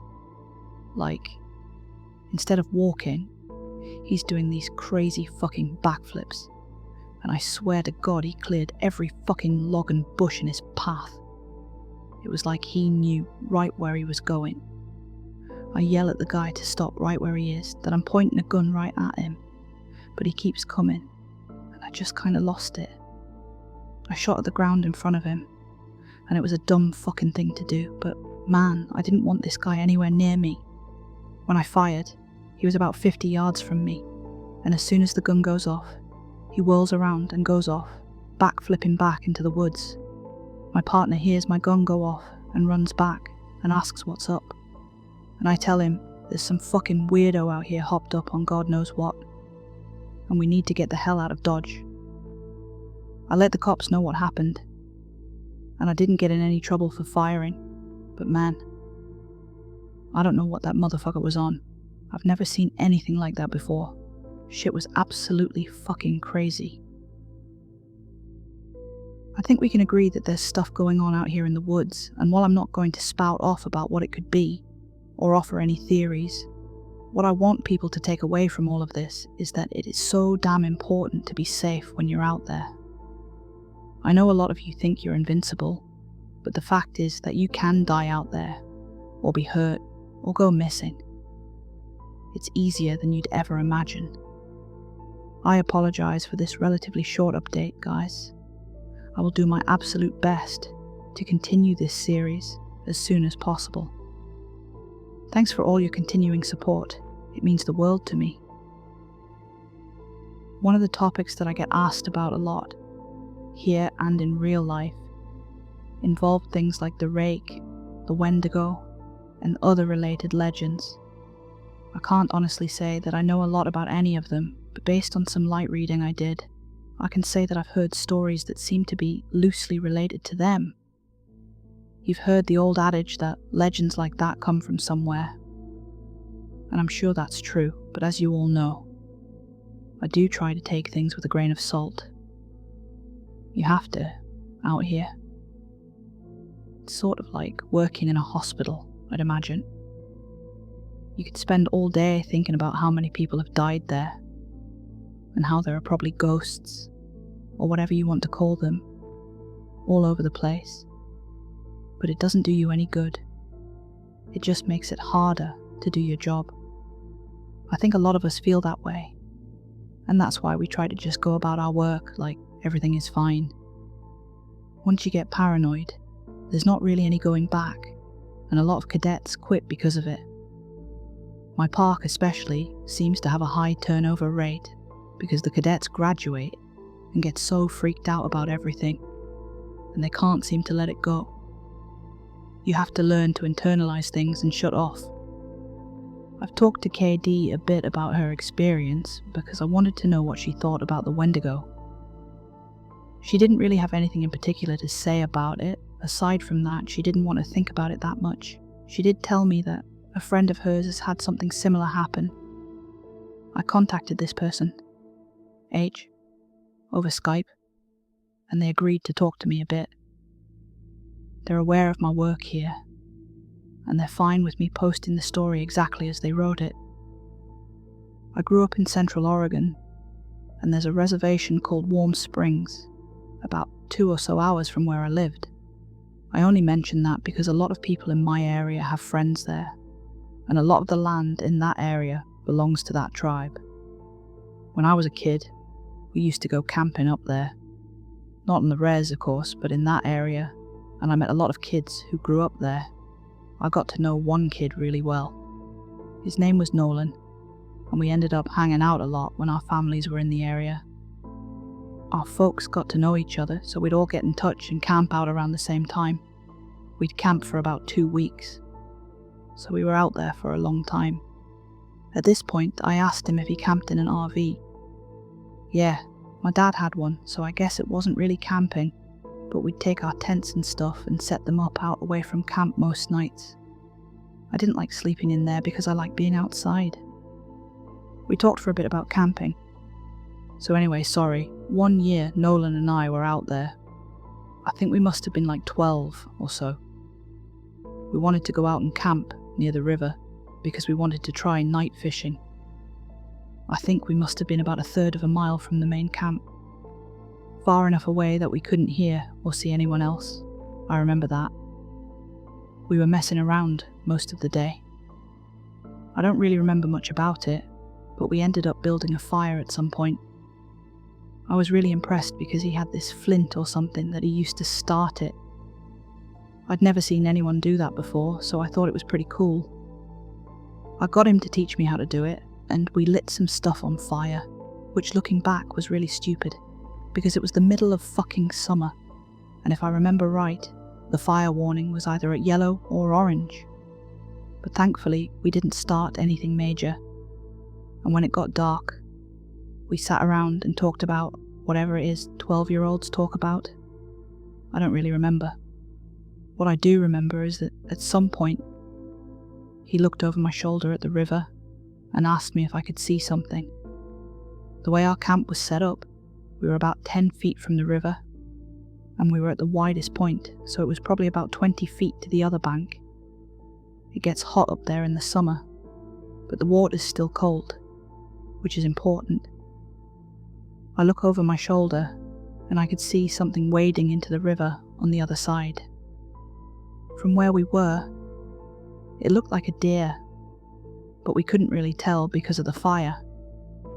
I got up to look closer, and I saw a pair of antlers, so I figured it was a buck, but I thought it was weird that it was wading into the water, and it was definitely heading for us, so I asked Nolan what he thought we should do. He's looking at the fire with this weird expression, and he tells me to sit down and shut up, so I do, because I'd never seen him act that way before. He's whispering at me to ignore it, and to just keep talking like we were, but I couldn't think of anything to say. He was saying something about an episode of some show, but I could hear the deer coming through the water, so I wasn't really paying any attention. I kept trying to see over his shoulder, but every time I did, he'd sort of hit me on the arm and make me look at him. I wasn't really scared.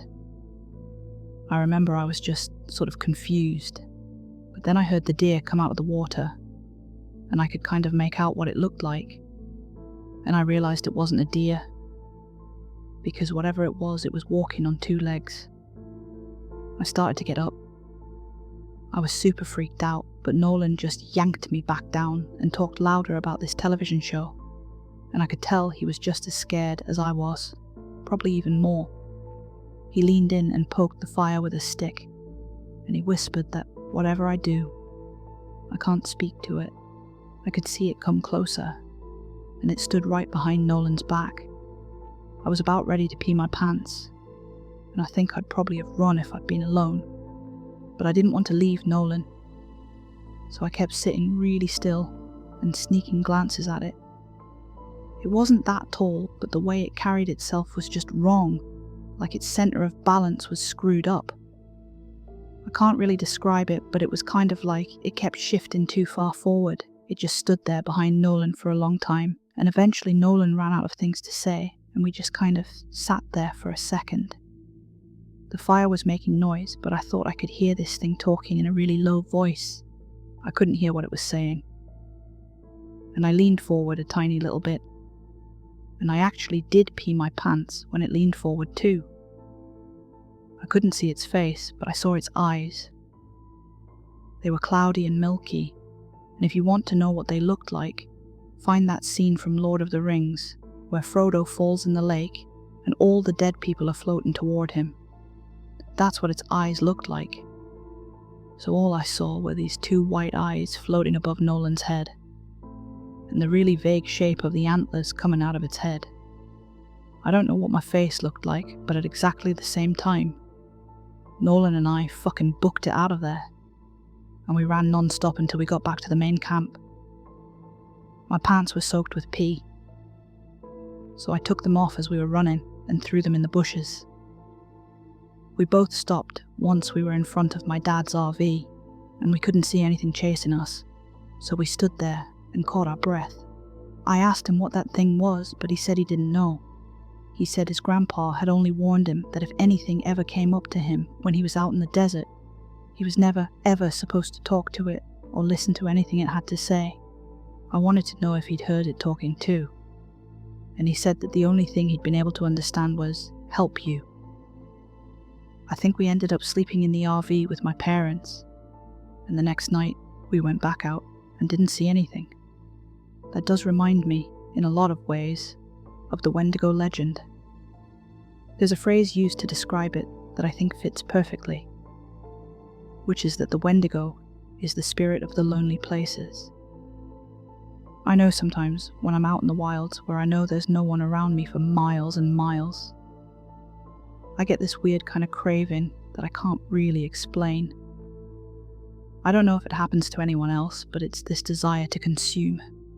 It's not like I crave anything in particular, but more of this weird, distracting hunger that comes from every part of my gut. I also wanted to find out more about the faceless man if I was able, and found a few similar things. I asked around my circle of friends, and one of them said when he was out doing repairs at a park in his area, he saw something kind of like that. We were having dinner in town, 5 of us, including myself. This guy, he was repainting an information booth and heard a man ask him for directions to the nearest campsite. He didn't turn around because he was up on a ladder, but he informed the man that there weren't any campsites nearby, but that if he headed down the road about 4 miles, he'd find one at another park. He asked if he could be of any other help, but the man said no, and thanked him. My friend said he kept painting, but he was listening and never heard the man leave. The second he came up and talked to me, the hairs on my neck stood up, but I wasn't sure why. I just had this really uneasy feeling about the whole thing, and I wanted to finish painting and get out of there. I figured maybe part of it was that I couldn't turn around to look at him, but something just felt off. There was also this weird smell floating around, even before the guy talked to me, kind of like old period blood. I had looked around to see what was causing it, but I didn't find anything. So I waited for the guy to walk away, but I didn't hear him leave, which made me think he was just standing there and watching me, so I asked again if I could do anything for him, and he didn't answer. Hey! I knew he was there though, because I hadn't heard him leave, so I did this awkward turn on the ladder to look down and see what he was doing. Now I admit it could have just been my brain fucking up, but I swear to you, Russ, for a split second when I turned around, that fucker didn't have a face. Like, he had no face. It was almost concave and totally smooth, and I just about had a fucking heart attack because I couldn't even wrap my brain around what I was seeing. I think I started to say something, but there was this kind of pop inside my head, and suddenly he was just a normal looking guy. I must have looked weird because he asked me if I was okay, and I was just like, yeah, I'm fine. He asks about the campsite again, and I point to where he has to go, and he's like, I'm not from around here, can you help me get there? Now this is when I know something is really up, because there's no way this guy got out here and didn't know where he was. And for that matter, there's no car around, so how'd he get here in the first place? I said I was sorry, but that I couldn't take him anywhere in a company vehicle. And he's like, please? I really don't know where I am. Can you come with me and help me get there? So now I'm seriously weirded out, and I start wondering if this is some kind of ambush or whatever. I told him I could call him a taxi to come out and take him where he wants to go, and I pull out my phone and he just goes no and walks away really quickly. But he doesn't walk out of the park. He walks back into the fucking trees, and I got right in my fucking truck and start to get out of there. Fuck the paint or whatever. I looked in my mirror to see where he was as I was leaving, and he was standing right at the tree line again. I don't know how he got there so fast, but this time I know that fucker didn't have a face. He was just watching me leave. And right before I turned the corner, he took a big step back into the trees and kind of dissolved, I guess. Maybe it was just so dark he blended in, but it felt more like he just melted away. Interestingly, right after this guy finished his story, someone else piped up with another one, but with a slightly different twist. You know, actually, I had something sort of weird like that happen a while back. I was out doing some trail scouting, and I was out in the middle of nowhere figuring out where we were going to have this trail run through. I hadn't seen anyone else for probably a good 2 hours, so I wasn't really paying attention to where I was going. I was just looking at the ground for the most part. Then out of nowhere, I crested this little hill and almost ran into this guy. He was older, probably in his 60s, and I started to apologize to him for running into him. And then I noticed his face, and I probably looked like a complete douchebag because I stopped and just stared at him. It took me a second to figure out what was wrong, but this guy's face was huge. I know that sounds weird, but that's the only way I can describe it. His head wasn't big or anything. It was normal. But the amount of space his face took up was just way too much. Like if you took someone's face and enlarged it all by about 2 times. He doesn't say anything, he just kind of looks at me, and I backed up and was kind of stuttering and saying I was sorry, and I went around him and fucking got out of there and did what I needed to do. The whole time I kept looking behind me because I was so freaked out that he'd pop up behind me or something. I know it sounds ridiculous, but I swear to you, it was one of the creepiest things I've ever seen. I switched the topic to the stairs a little later, and there was a definite shift in enthusiasm. No one spoke up at first. There's a real stigma around discussing them, even when we're away from work. But I broke the ice with a story of my own, and the guy who told the story about the faceless man told this one, albeit very quietly. A couple years ago, I was camping with my girlfriend, and we were out about 2 miles from the road at this site I know. We went to bed that night, but we couldn't sleep because someone interjected a funny comment, and we were dangerously close to going off on another subject, but I got us back on track. Yeah, really funny, you fucker. No, it was because we kept hearing that grinding noise. My brother used to grind his teeth in his sleep, and it kind of reminded me of that. My girlfriend was freaking out, but I just kept telling her to ignore it because I've heard it before, and you just have to ignore it. It goes away eventually. You guys know what I mean. We all knew what he meant.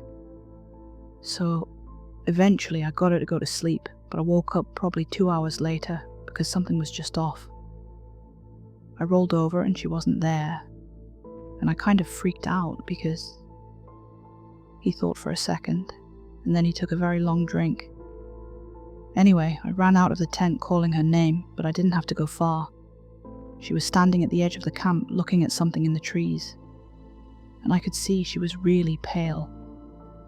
The fire was low, but bright enough to see her. Anyway, so I ran up to see what was going on. She was dead asleep, but her eyes were open. She had this real spaced out look, you know. So I put my arm around her to lead her back, but she wouldn't move. She just said really quietly something like, "I have to go now, Eddie. I have to go, it's here." I was like, "You're just sleepwalking, come back to bed." But she wouldn't budge. She just kept standing there and saying that she had to go. And I looked where she was looking, and there was a fucking staircase right there, about 15 yards away, grey one, concrete. And she started to walk toward it, but I yanked her back, and that woke her up. She looked at me like I was fucking out of my mind, and she asked what the fuck she was doing out of the tent. I didn't tell her anything. I just told her she was sleepwalking. The grinding was gone, so she just went back to the tent with me and fell asleep again. I don't know. I don't like thinking about it, you know. We all knew. You guys remember that kid with... I can't remember what it was. Some kind of brain fuck up. Not Downs, but something like it. Well, I got to read the report he gave when they found him a week after he went missing, and it was fucked up beyond belief. I mean, you have to take it with a grain of salt because who knows what that kid actually thinks is real, but some of this stuff, I don't think he could have made up. Like what? Well, first of all, he talked about the stairs. He said he'd been watching his dad build a fire, and the stairs came up to him, and he had to go up them or something bad would happen. The cops couldn't really understand what he was talking about after that, because he just kept saying, like the campfire, over and over, and he kept mentioning sounds. But he couldn't say what sounds, just that it was loud, and he covered his ears so he couldn't hear them. But the thing I remember most is that they asked him where exactly he'd gone, and he just said he was right there. He kept pointing at himself, and they said they thought that meant that he thought he'd never left. He said he wasn't scared because the stairs were there, and he said they talked to him, but not like people talk. Like I said, it was really convoluted and hard to understand, and I have a feeling the cops didn't take most of it down. They ended up just saying that the kid had some kind of amnesia or fugue, and that they didn't think foul play was involved. Doesn't really explain why he came back a week later perfectly fine, without a speck of dirt on him and well fed. But hey, what the cops say goes. There are still a lot of questions I want to answer. I'll continue to ask around and find out whatever I can. The next update should be soon. Thanks for being so patient.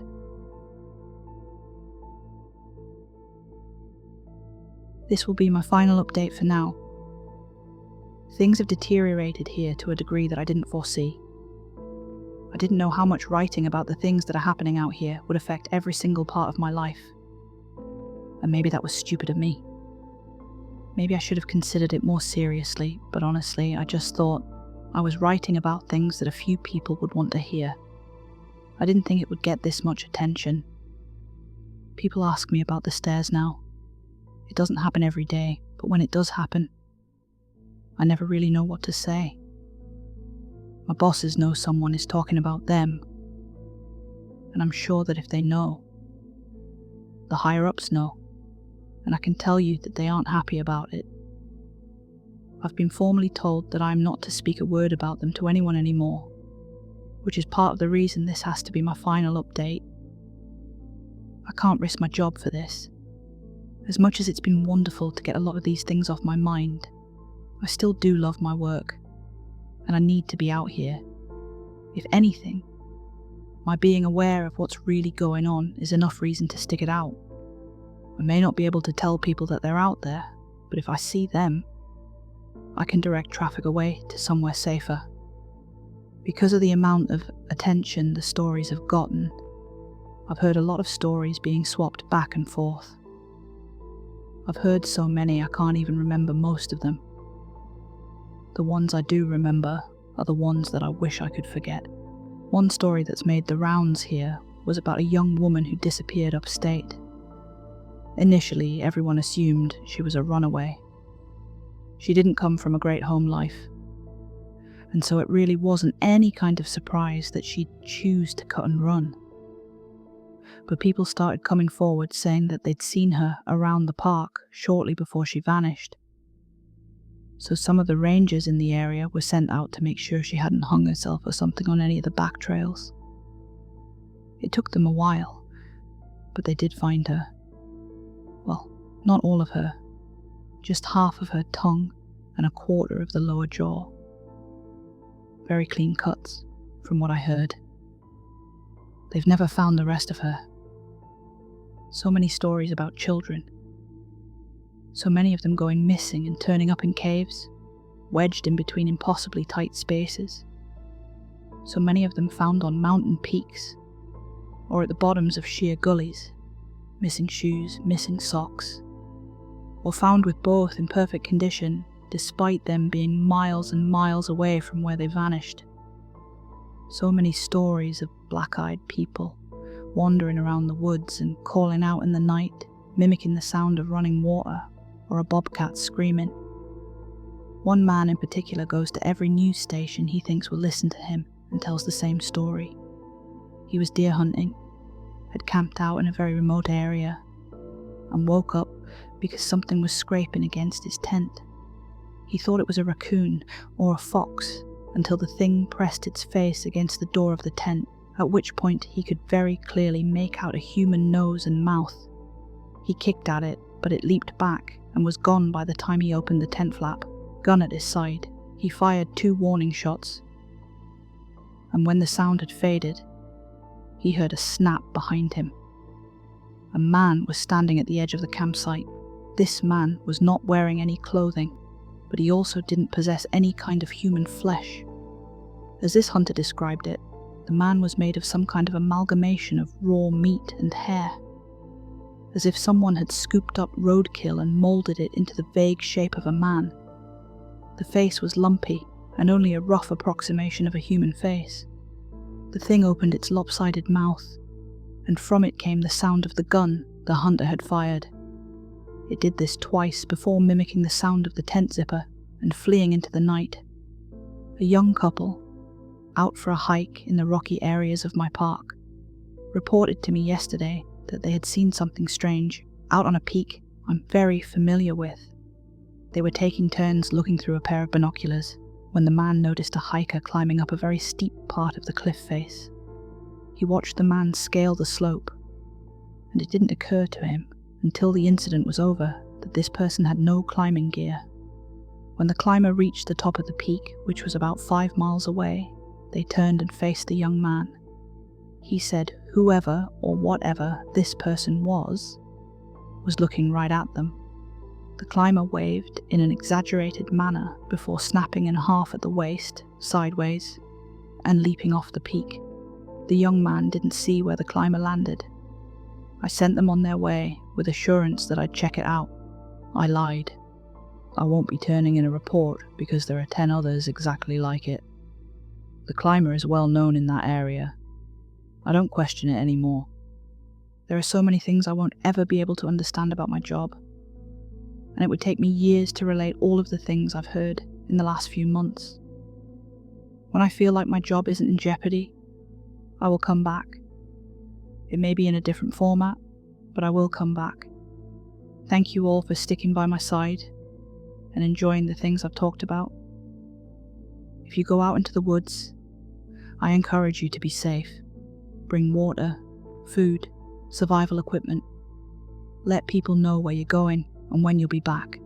Don't go on uncharted paths unless you know exactly what you're doing. And above all, don't touch them. Don't look at them. Don't go up them.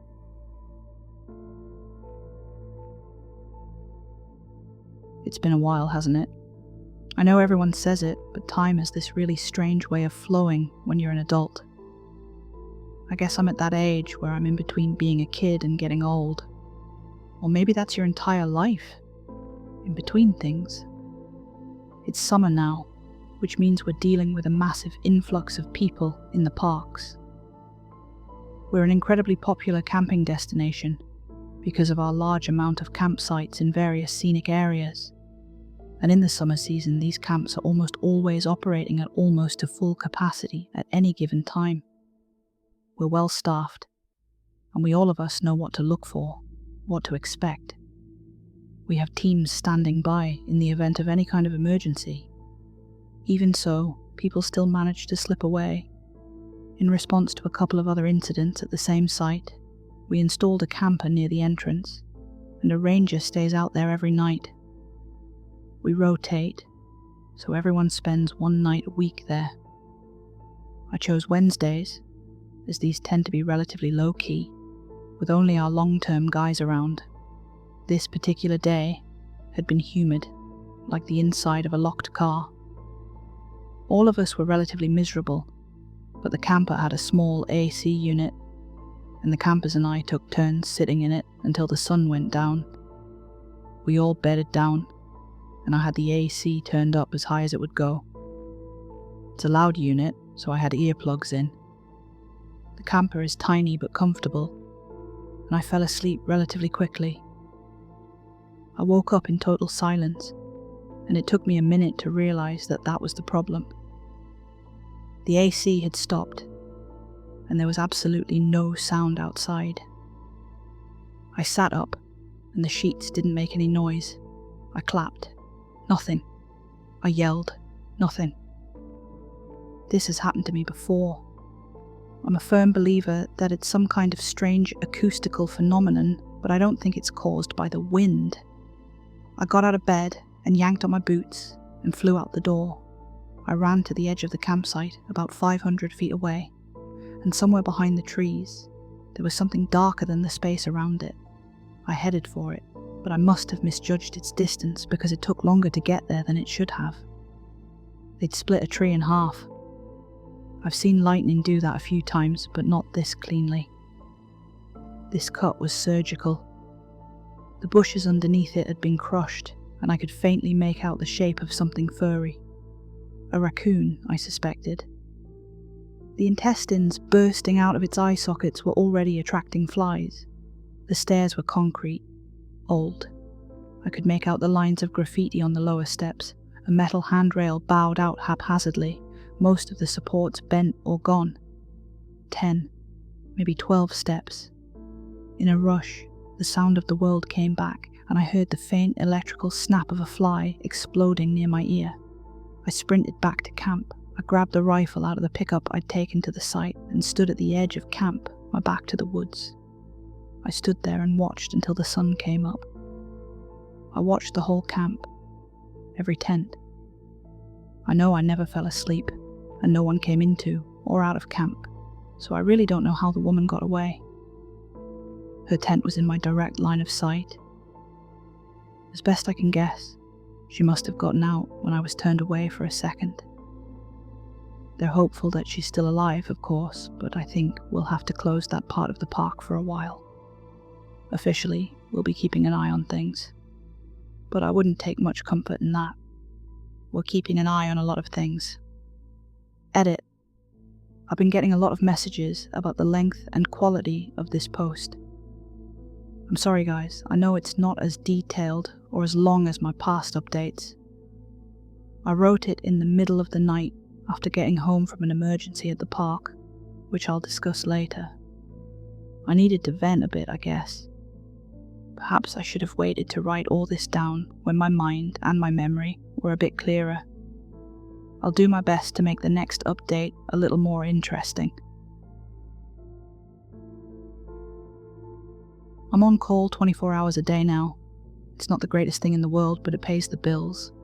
And sometimes they let me leave early or take extra days off if I'm tired. There's not that much going on at night, of course, but occasionally one of us has to run out and deal with something. An animal sighting, a missing person, drunk people shooting each other, that sort of thing. All in all, I get called out about a dozen times a month for some kind of nighttime emergency. Generally the calls go something like this. A text and a phone call from my boss. 15 minutes to get out the door, dressed in my uniform.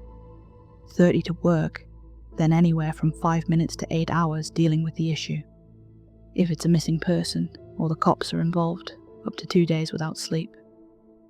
The worst was a murder-suicide. That took a week. By the end of it, I was in the hospital with severe fatigue and dehydration. My boss knows I'll pick up as soon as he calls, but I don't always hear texts. Usually he'll text first in case I'm up, but otherwise he'll get me on the phone. He is the only one who contacts me in these situations. That's always been our system in the past. So you can imagine my surprise when I got a call from him at 2 a.m. and saw I had 70 missed texts from just about every single person in our department. Yeah, what's up? I said, sitting up. I'm great at faking being awake on the phone. Cleetwood Trail, South Entrance. It's bad. Don't worry about your clothes, just get out there. He was breathing heavy and he didn't wait for me to finish my greeting. What's up? I was concerned now. My boss is unflappable. Just get out there. It's bad. Of course, I immediately thought of the murder-suicide. It took us days to find all the pieces of their skulls. How bad? KD is on her way. Call when you figured it out. He hung up. He'd never sent another ranger up before me. I scrolled through the barrage of texts. MG Russ, what the hell is going on? Dude, what the fuck? I'm sorry. What's going on out there? Call me. Call. Boss name. Right now! OMG! I threw my clothes on and was out the door in about 5 minutes. The drive took about 15 minutes going 90 on the freeway, and along the way, my phone kept pinging notifications. I turned it off and tossed it in the back seat. When I got there, KD was waiting for me. Something about her face was wrong, and in the non-existent light, I had to get close to her to see that she was wearing a respirator. The smell was like a wall. I ran into it about 5 feet from her and gagged. I took the respirator she handed me and strapped it on, coughing and doubled over. Bad, huh? She quipped, her voice muffled. She patted me on the back. Come on. I followed her into the forest, and even behind the filters I could still smell it. Believe me, it bothers me as much as it does anyone else when people say that something is indescribable, but I really do not know how to paint an accurate picture of what it was like. Imagine taking a fish and filling it full of other dead fish. Put the stuffed fish in a bag made out of the skin of even more dead fish and leave the bag sitting in the sun for a few days. Sprinkle some halitosis and rotting grass on top of the bag, let it sit another few days. Now open the bag and stick your head in and take a nice big breath. That should give you an idea of what it was like from half a mile away.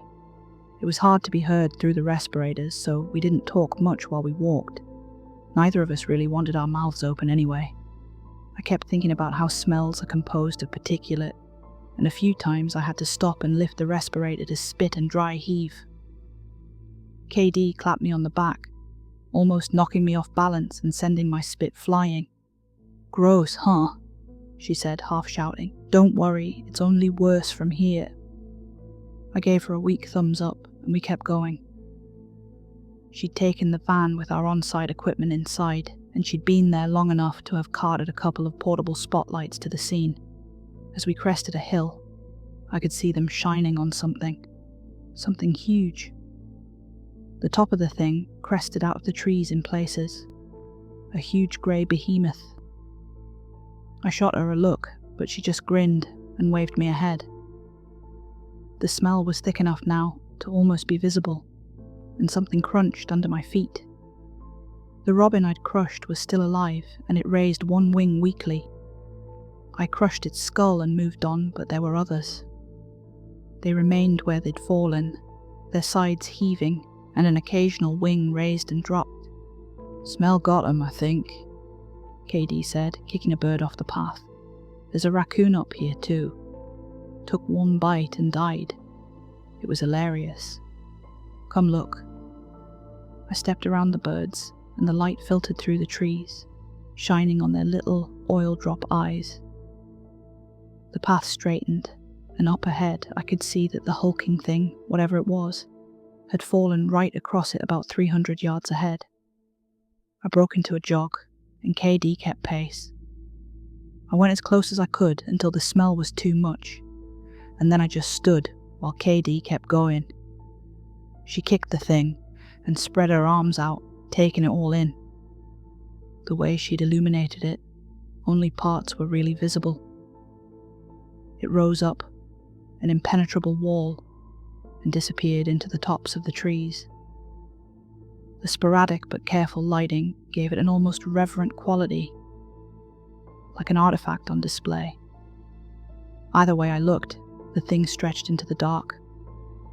KD walked the length of it to my right until I could barely make her out in the dark. I craned my head up and could just see the edge, where it curved and dipped back down. I forced myself closer to the rubbery surface of the thing. It was greyish, darker in the light, and the surface was scarred and stippled with white marks. KD came back and walked down to the left. "Come here," she called. I followed, not taking my eyes off the thing. We walked, kept walking, her hand sometimes brushing the thing, and up ahead now I could see something sticking out of the side of the wall. "Know what it is now?" I could hear that she was grinning, enjoying the mystery. It was some kind of thick flap, huge, bigger than both of us combined. One side was attached to the thing. It hung to the ground, where it rested in the dirt. At the place where the flap joined the wall, there were strange protrusions. Ignoring the smell now, I looked closer. There were many of them, in various sizes. Small, grainy craters. That's when the pieces fit together, and I backed off, stumbling over myself and almost falling into the dirt. KD lifted the pectoral flipper with great effort. You imagine how strong they have to be to move these things. Wish it still had its tail. I ran forward and kept going until above my head I could see something reflecting the light, just barely. Something liquid and glassy, just beginning to fog with bacteria and decay. The mouth was slightly open, and the algae in the baleen was beginning to rot. Suddenly there was a loud, wheezing exhale, and the thing moved, just slightly. The mouth opened, showing more of the slimy, putrid baleen, and from somewhere far down on the other end there was a creak, and a thud I felt, rather than heard. "Holy shit," KD whispered. "Thought it died an hour ago." "You feel that? It's still trying." The milky eye moved to look at me, and there was another weaker exhale, and as we stared at each other, The whale opened its mouth a little more, closed it, and died. The light left the blind eye, and the entire corpse sagged, letting off more of that horrific stench. KD was still talking. It's another of those clean cuts, right through the whole back of it. If you go around the other side, it's missing that fin and a big slice of its skin, but the tail's totally gone. I couldn't break away, couldn't stop looking into the cataract that was forming. All the bacteria now free to multiply and turn everything to liquid. Through the baleen, I could just make out the bulk of the tongue, and it was already losing colour, already being eaten from the inside. And I ran as far away as I could before doubling over and vomiting. KD came over and patted my back. When it was over, I wiped my mouth and put the respirator back on. Now I went back to the corpse and began walking the length of it, shutting off every light. I couldn't stand to see it lit so beautifully. I honestly don't even know who to call, KD said. Down at the other end, I could see the clean slice where the tail had been taken off. No boat propeller could have done it, but that was no surprise. I knew what had. I wondered how big they had been. Down there in the deepest dark, where only whales could go. It answered a theory I'd had for some time. The stares were impartial. Deep down in my gut, there was a glassy, obsidian panic that was so familiar now as to be unnoticeable except when more weight was added. Suddenly, more than anything, I wanted to be at home in the dark, and I told KD who to call, what to do, so that I could hand her my respirator and begin the walk back to my truck, never looking back at the corpse cresting the trees, the top of it growing its own forest of birds, feasting. We'll leave it to rot. We'll say a water spout sucked up fish from one of the lakes and dumped them out there. When the bones are the only thing left, we'll dispose of them, and the trail will reopen. I drove back home and went to bed.